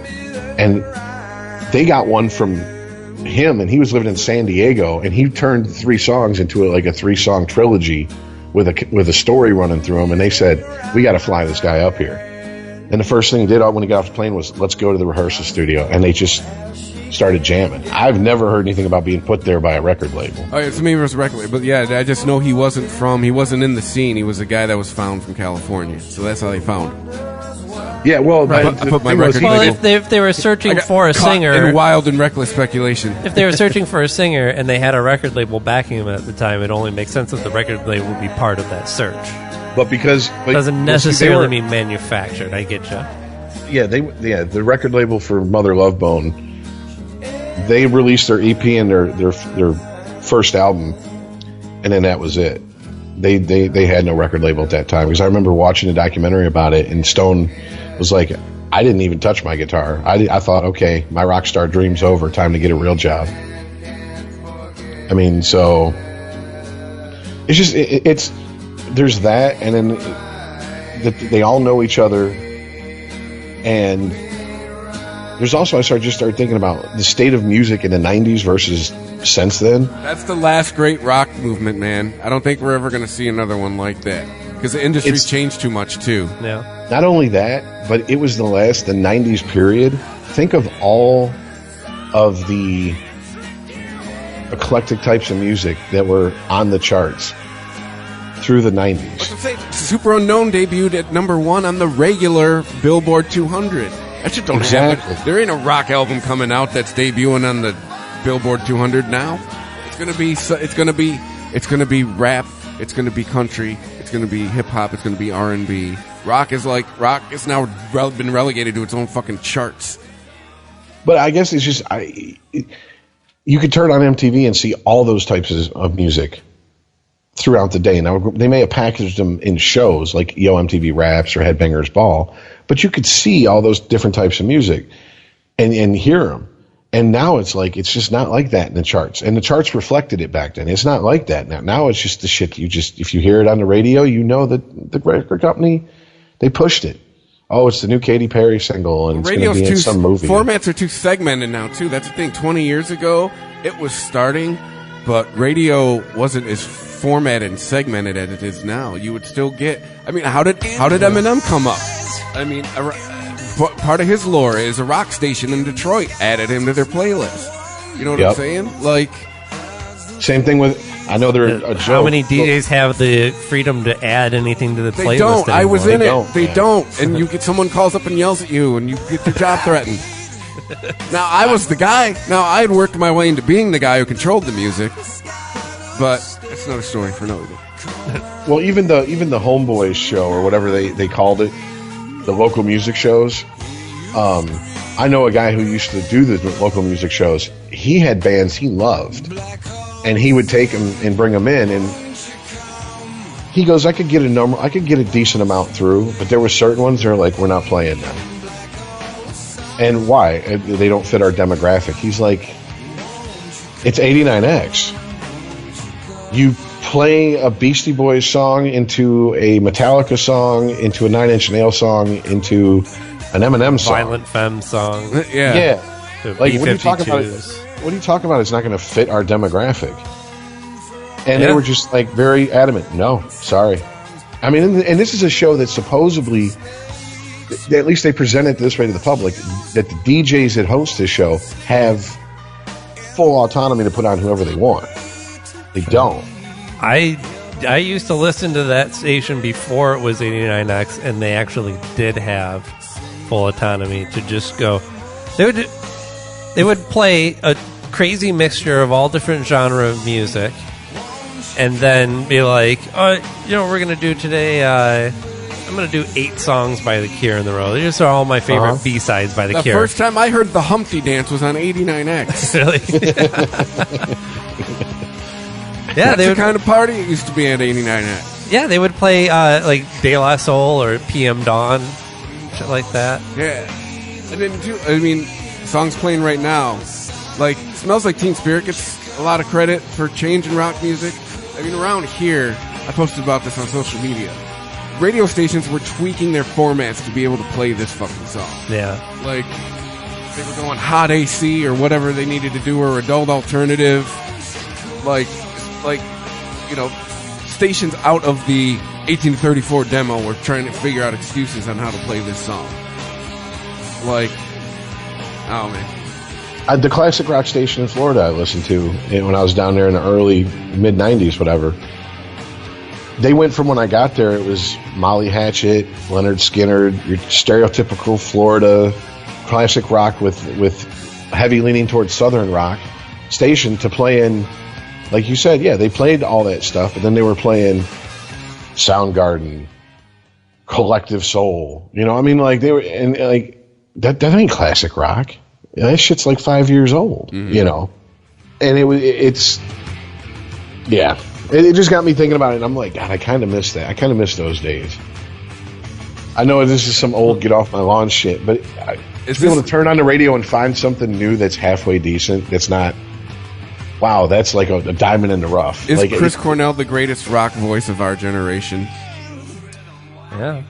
I don't know who's got him beat. The only thing I can hear range. some assholes making arguments for Axl Rose, but no way. Not anymore, no way. certainly. I mean, No, is but he, Axl is he Rose the had- greatest, or is he our favorite? He had Because- two ranges that he was, like, one that he was really good in and one that he was okay at.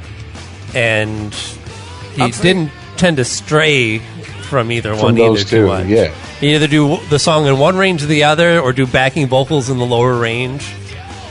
No, but I mean, as far as just pure voices, you could have him with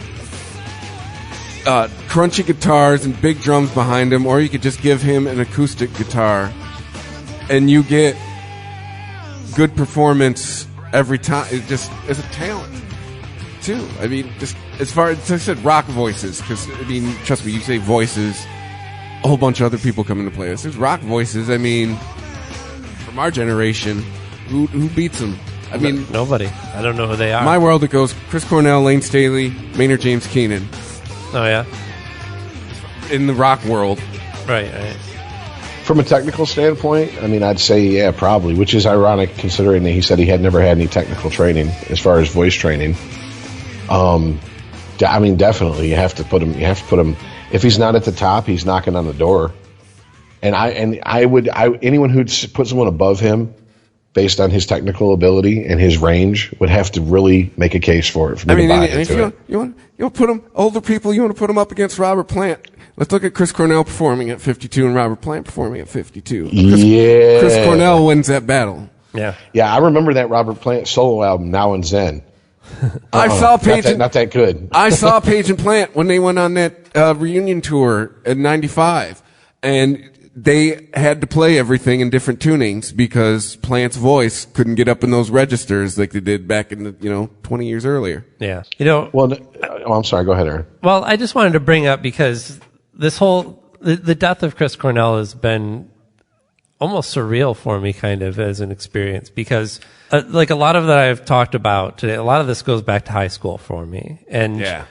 I've talked mostly about Bad Motorfinger because that is the album from my experience. Yeah. And I'll confess I wasn't like a huge fan of I've listened to all of Soundgarden's material, but Bad Motorfinger is the only one that I'll listen to over and over again. That is the pinnacle of their music for me. But part of this, I've been doing a lot of actually reflecting on my high school years this last week. And a lot of that is due to the passing of somebody that I was friends with in high school. And actually, I found out about this when we were recording The Last Weedsman. And I just went to send a message or send a video link to Chris. And, I honestly do not touch Facebook anymore. I use Messenger, and I wanted to send it through that, so I pulled up Facebook on my laptop and happened to see the first post that was up there, which was from another friend that I went to high school with, posting about, her name was Kim. I'm not going to eulogize her here because I really don't even, I'm not in a place to. This is somebody that I hadn't talked to in 20 years. But finding out about her death was, it was shocking, and I certainly grieved for this person. And it's kind of weird. The way that it parallels with me with Chris Cornell's death is not just because of that it takes me back to that same time period. That's around the same time that I was, discovering Soundgarden. I was, discovering Kim and a number of other friends that were all involved in drama club, actually.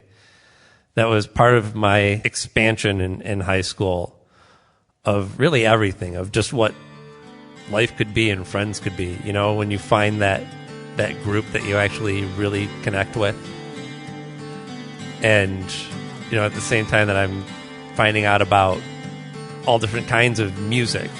I mentioned how I was going from classic rock because that was the only thing I could find good on the radio anymore. Everything else sounded like shit to me. And then a cousin of mine was like, well, there's lots of shit that doesn't get played on the radio. Take these two cassettes of The Smiths and The Cure and start there. Yeah. Take these two and call me in the morning. Going, what the fuck? So, yeah, I was finding new music, finding new groups of friends, finding new ways to express myself. And Kim was a person that like I respected so much because she was so amazingly creative and was so not shy about it. You know, I guess I've always felt like I was a creative person, but was too self-conscious to do anything with most of it. And she was the complete opposite of that. And just a beautiful person all the way around. But, you know, grieving for this person who was important to me at that time, but, I mean, obviously couldn't have been all that important to me. I didn't speak to her for 20 years, you know? It's not like she lived on the other side of the planet. She lived in Ann Arbor. She had influence on your life. Right. And I think it's almost the same way with somebody like Chris Cornell, who, I mean, I didn't buy all his albums. You know, I could have gone and seen him that night, the night before, and went just like, probably not. You know, I don't really go out and see many bands anymore. But so, what does that really mean? I guess is the question that I'm asking myself right now. Like, I'm finding that really it just is more about me and my own mortality than it is these people. I had the same kind of feeling this week. It was one of those things like, and it's like, it's another part of my youth. I guess there's part of that, and I can't say that, like, big musical influence. Like to me, Soundgarden was a portal. Like you were saying, like things that got you into other kinds of music. Soundgarden was one of those bands, right? That let me know that it got me out of there's more than Metallica, and it was one of those bridge bands for me that would get me into things like discovering things like Radiohead, The Cure, right. Getting into bands like The Smiths, stuff like that. Like, so, yeah, for me, it was just like I was telling Mandy yesterday, like usually celebrity deaths, nah, whatever. Like this one, I was kind of bummed out about this one. Like, it's a huge, as far as just the musical influence, right when I was learning to play all that stuff, like. Right, and I don't know, maybe it just says something more about myself, too. Yeah, but because Aaron, you said you were close with her at one point, and you hadn't really talked to her for 20 years. Right. See, I mean, I get that, but it doesn't change the impact she had on your life when you were close to her, and it doesn't change the times and the time you guys spent doing whatever. Yeah. I mean, I guess, you know what? Here's the feeling though for me. It wasn't mortality. It wasn't fear. It wasn't my own death that shook me. It was the idea of missed opportunity, you know? And I think part of the reason why I'm not really great about keeping in touch with most people. Unless you're somehow involved in my life somehow, then I'm not likely to pick up the phone and call you. And I'm not saying that's a good thing, certainly. But I guess there's part of my brain that is always like, well, you know, there's always time. And there's not. Hey, man. That's this is somebody, I wasn't completely unaware of her either. It had come across my mind. When I friended her on Facebook, I remember looking at what she was doing at the time, and I could have gone to an art fair that she was displaying some of her stuff at in Ann Arbor. And I thought about it, but I didn't. I could have reached out to her. She probably would have welcomed me. Man, I mean, that mindset you're talking about is... But all of this... It's a big part of the reason why I'm not relocating right now. Like, there's... Yeah. Losing touch with people? Well, no, just you say you got that mindset of there's always time, and there's certain situations you can't have that mindset. Kind of, right. I'm in that situation with my parents right now, like, right. Especially knowing there's a finite, you know, definitely component to my situation. Once you either have that wake up call or the wake up call of losing a parent abruptly out of nowhere, that's when it really hits you. And I mean, I understand where you're coming from, Aaron, because 2 years ago, a buddy of mine, my oldest friend from high school, I never stayed in touch with anyone longer in my entire life. We had kind of had a falling out and we reconnected. And the last time I talked to him, we left it on a good note. But it was like 6 months went by and I kept telling myself, I should give him a call. And then whatever came up, and then I just didn't. 6 months after that, I get home from work, I get a message from his wife.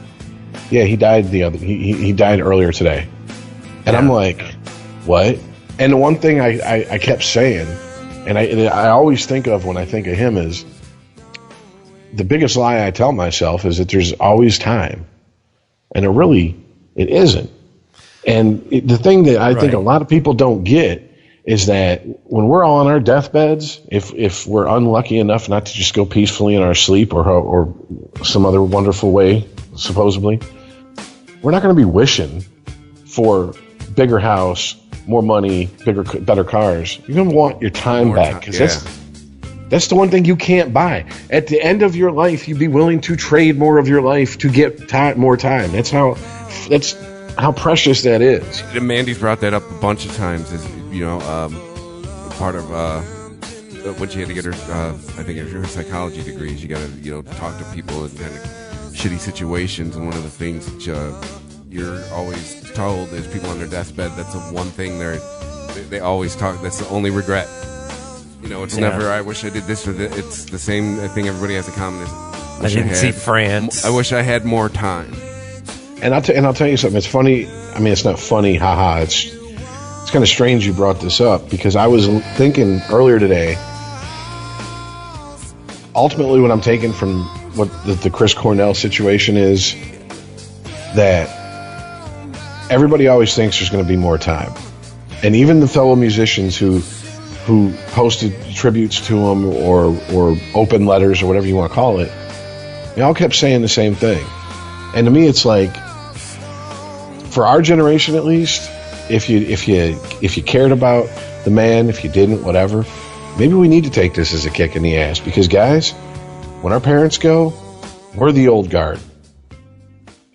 We're the ones that we're the elders of the fucking crew here. I mean, there's very few people from World War II left. Most of our grandparents are gone, or I'm not trying to be flip about this, but are on their way out. And our parents are getting older and getting sick as we talk. Mm-hmm. And then it's going to be our turn to be the old guard. Right. And the one thing that I try so hard in the last couple of years of my life to do is, Aaron, what you said, right, is what you said you do. I try to pick up the phone. I call people and I'm like, or message them or text them and go, hey, what are you doing? Let's get together. And I am constantly surprised at the amount of times I get blown off, and I just have to go, all right, for whatever reason, that person isn't in the same mindset as I am. Like, there's a time, I got some shit going on. There's a definitive beginning to our lives, and there's a definitive end. 99.9 to whatever will not know their definitive end date. But I don't want to waste time between now and then. I've wasted so much time up until now. And that's the one thing that I've tried to take from this. And with your friend, it sounds like you're kind of feeling the same thing. Obviously, it's on a more personal level because you knew the woman. But I mean, I think that's there's a logical part of me that responds to, you'll never see this person again, and the logical part of me says you probably would have never seen her anyway, right?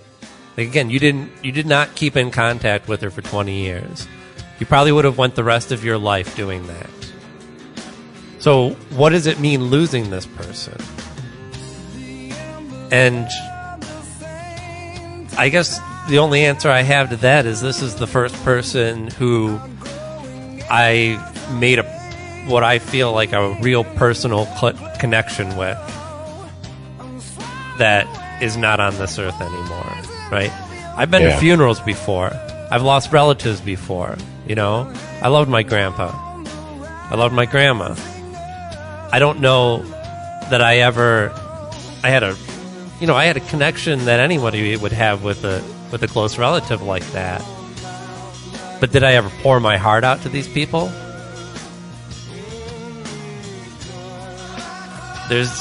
there's a connection on another level that you make with people, and hey, man, when you lose those people, it's good news. You're still sucking wind. You can still do it with people who are still here.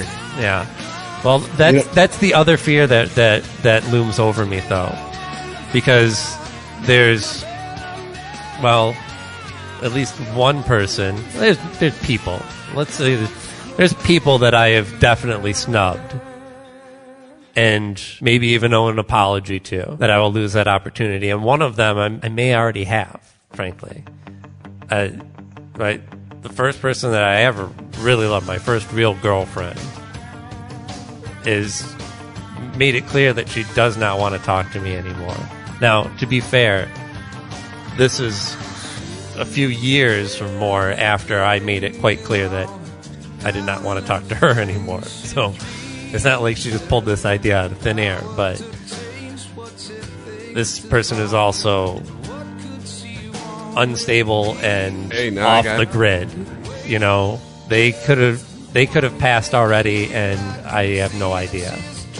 And I'm never going to get that opportunity to do what is ultimately, again, all of this death.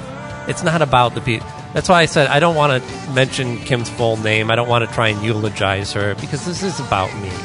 This isn't about Chris Cornell. This is about me, right? Yes. And dealing with the fact that I am going to die someday, and what do I choose to do up until then? Hey, a life lesson I learned from a weird source. 30 Rock. You can change your headline. I've applied it in a couple areas of my life. Yeah. In the last few years. Well, we'll see. You can change your fucking headline, sir. You're still sucking wind. It also helps that I think as life happens, and as unpredictable as it is, eventually, on a long enough timeline, we're all going to get a scare. And it really depends on how we react to that scare. Not the first gut reaction. Not the, oh boy, oh shit, I better do something different here. But 6 months after that gut reaction's happened, did you keep up with it, or did you fall back into old patterns? And that's hard to break. And the only thing I can do when I get like in the type of reflective mood that you seem to be in, Aaron, is there anything I can control about that situation to make it better? Right. If the answer is no, then as much as it fucking irks me to do that, I have to go. Then I can't worry about it. It doesn't mean I can't have concern for the person or whatever, but there's nothing I can do to change the situation. Right, but there is a yes to that question, and that's all the people who are still alive. Exactly. And I mean, guys, well, we pay homage to at least one of the guys on this podcast some of the times. We might as well do it. I guess we're having a show meeting on air. That's one of the reasons that, like, I've brought up to you guys other podcasts, stuff like that. There's a finite amount of time to do this stuff, and I've had a few wake up calls in the last couple of years. I don't want to piss any more time away. And it's just a matter of finding people who are like minded and going, okay, what can we do together? Yeah. Yeah. And if someone goes, I'm interested in this, but not really that. Okay, well, hey, no sweat off either of our balls. It's nothing personal. It's just not your thing. I got it. I understand it. I mean, as cheesy as it fucking sounds, there's a Kevin Smith clip that I ran across where he's talking about his dad dying, and one of the things he thought of is he thought back to something Wayne Gretzky. That's a hockey player, Aaron. I know that one. But it was on the drinking glass. At least if I didn't break that one. But they went back. They did an interview with him, and they said, what would you say to your kids as a good policy to go through life with? And he goes, you miss 100% of the shots you never take. It's that simple. If you never take a shot at something, you can't sit there and go, boy, what if? Because wanting more time is basically we're trying to get what if off our back.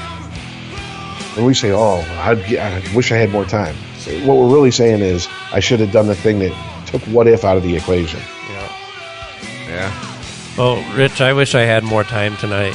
to talk. But we could have another 4-hour session. Speaking of finite amount of time, I do have a hard out here in a few minutes. Yeah. So, gotcha. To wrap it up. I think we did some award-winning podcasting here tonight, gentlemen. Hey, you think so? We'll see how it we comes don't on say the so wash. ourselves. To our own. Hey, got to pop back out of it. Got pretty heavy for about an hour. Wow, it's heavy. Fucked up, man. I woke up. A lot to think about this To catch week. my flight home, first thing I see is the thing Rich had sent to our little chat about Chris Cornell. I'm like, ain't that a bitch? Read it. Like, this is... Right. Listen to Soundgarden the whole way home. Man. And I knew out of the three of us, you're the all-around bigger Soundgarden head out of the three of us. And I waited till I saw it from like 4 different sources before I sent it. Because I was like, I don't want to fucking... Well, the source you Yeah, sent it with from your was pretty, emotions. well, it's pretty reliable, the source you ended up sending it from. It's a major news outlet here in Detroit. Yeah, that was the other thing. I was like, no, let me make sure it's a legit source because... Yeah, like if they're on it, like this has got to be there's something to this. Yeah. Whether it comes from Newsmax or InfoWars or OccupyDemocrat.com. Well, that's the other thing. I've just... My last thought on this whole thing with Chris Cornell and the situation is it took a matter of 5 hours to see a news story on social media that someone had commented on, and they started calling it a conspiracy and murder. And I was like, I posted something on Facebook. I was like, people, if you really feel that way, take a hammer to your cock and balls and destroy them. Or take a white hot poker and shove it up your gash and fucking cauterize it shut, because we don't need you in our gene pool. Right. Stop. Well, everything's not a conspiracy. It's kind of like religion. It's like, I understand it. You're scared. You want an explanation. You're freaked out. You don't know what's going on. So, yeah, these are more comfortable things to believe in. But let's deal with reality here a little bit. Yes, exactly. On that note, all my heroes are fucking dead. Just wait. Maynard take himself out, him, Kirk Hammett, and a murder-suicide. Oh, fucking dang. Jimmy Page. Anyway, thanks for downloading us on ChristopherMedia.net, on iTunes, and Twitter at UnregimentedPod. You can email the show unregimented at ChristopherMedia.net. Aaron's got to go, so make this quick. We'll see you next week. Later, guys.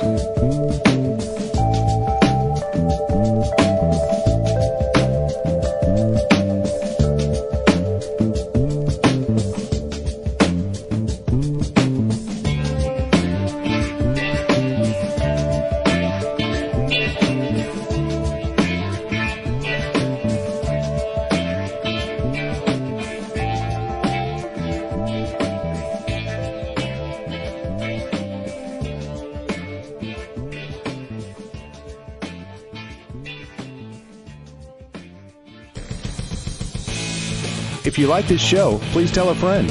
Please follow us on Twitter and like and share us on Facebook by searching for Christopher Media. You can subscribe to all ChristopherMedia.net shows for free on ChristopherMedia.net. Please make sure to rate and comment on all your favorite Christopher Media shows.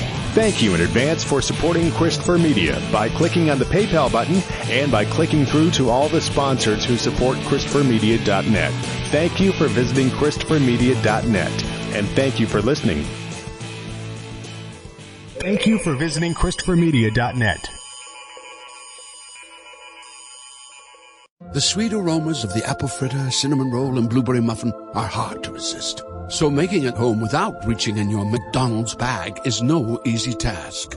But nothing worth doing is easy. Ba-da-ba-ba-ba. At participating McDonald's.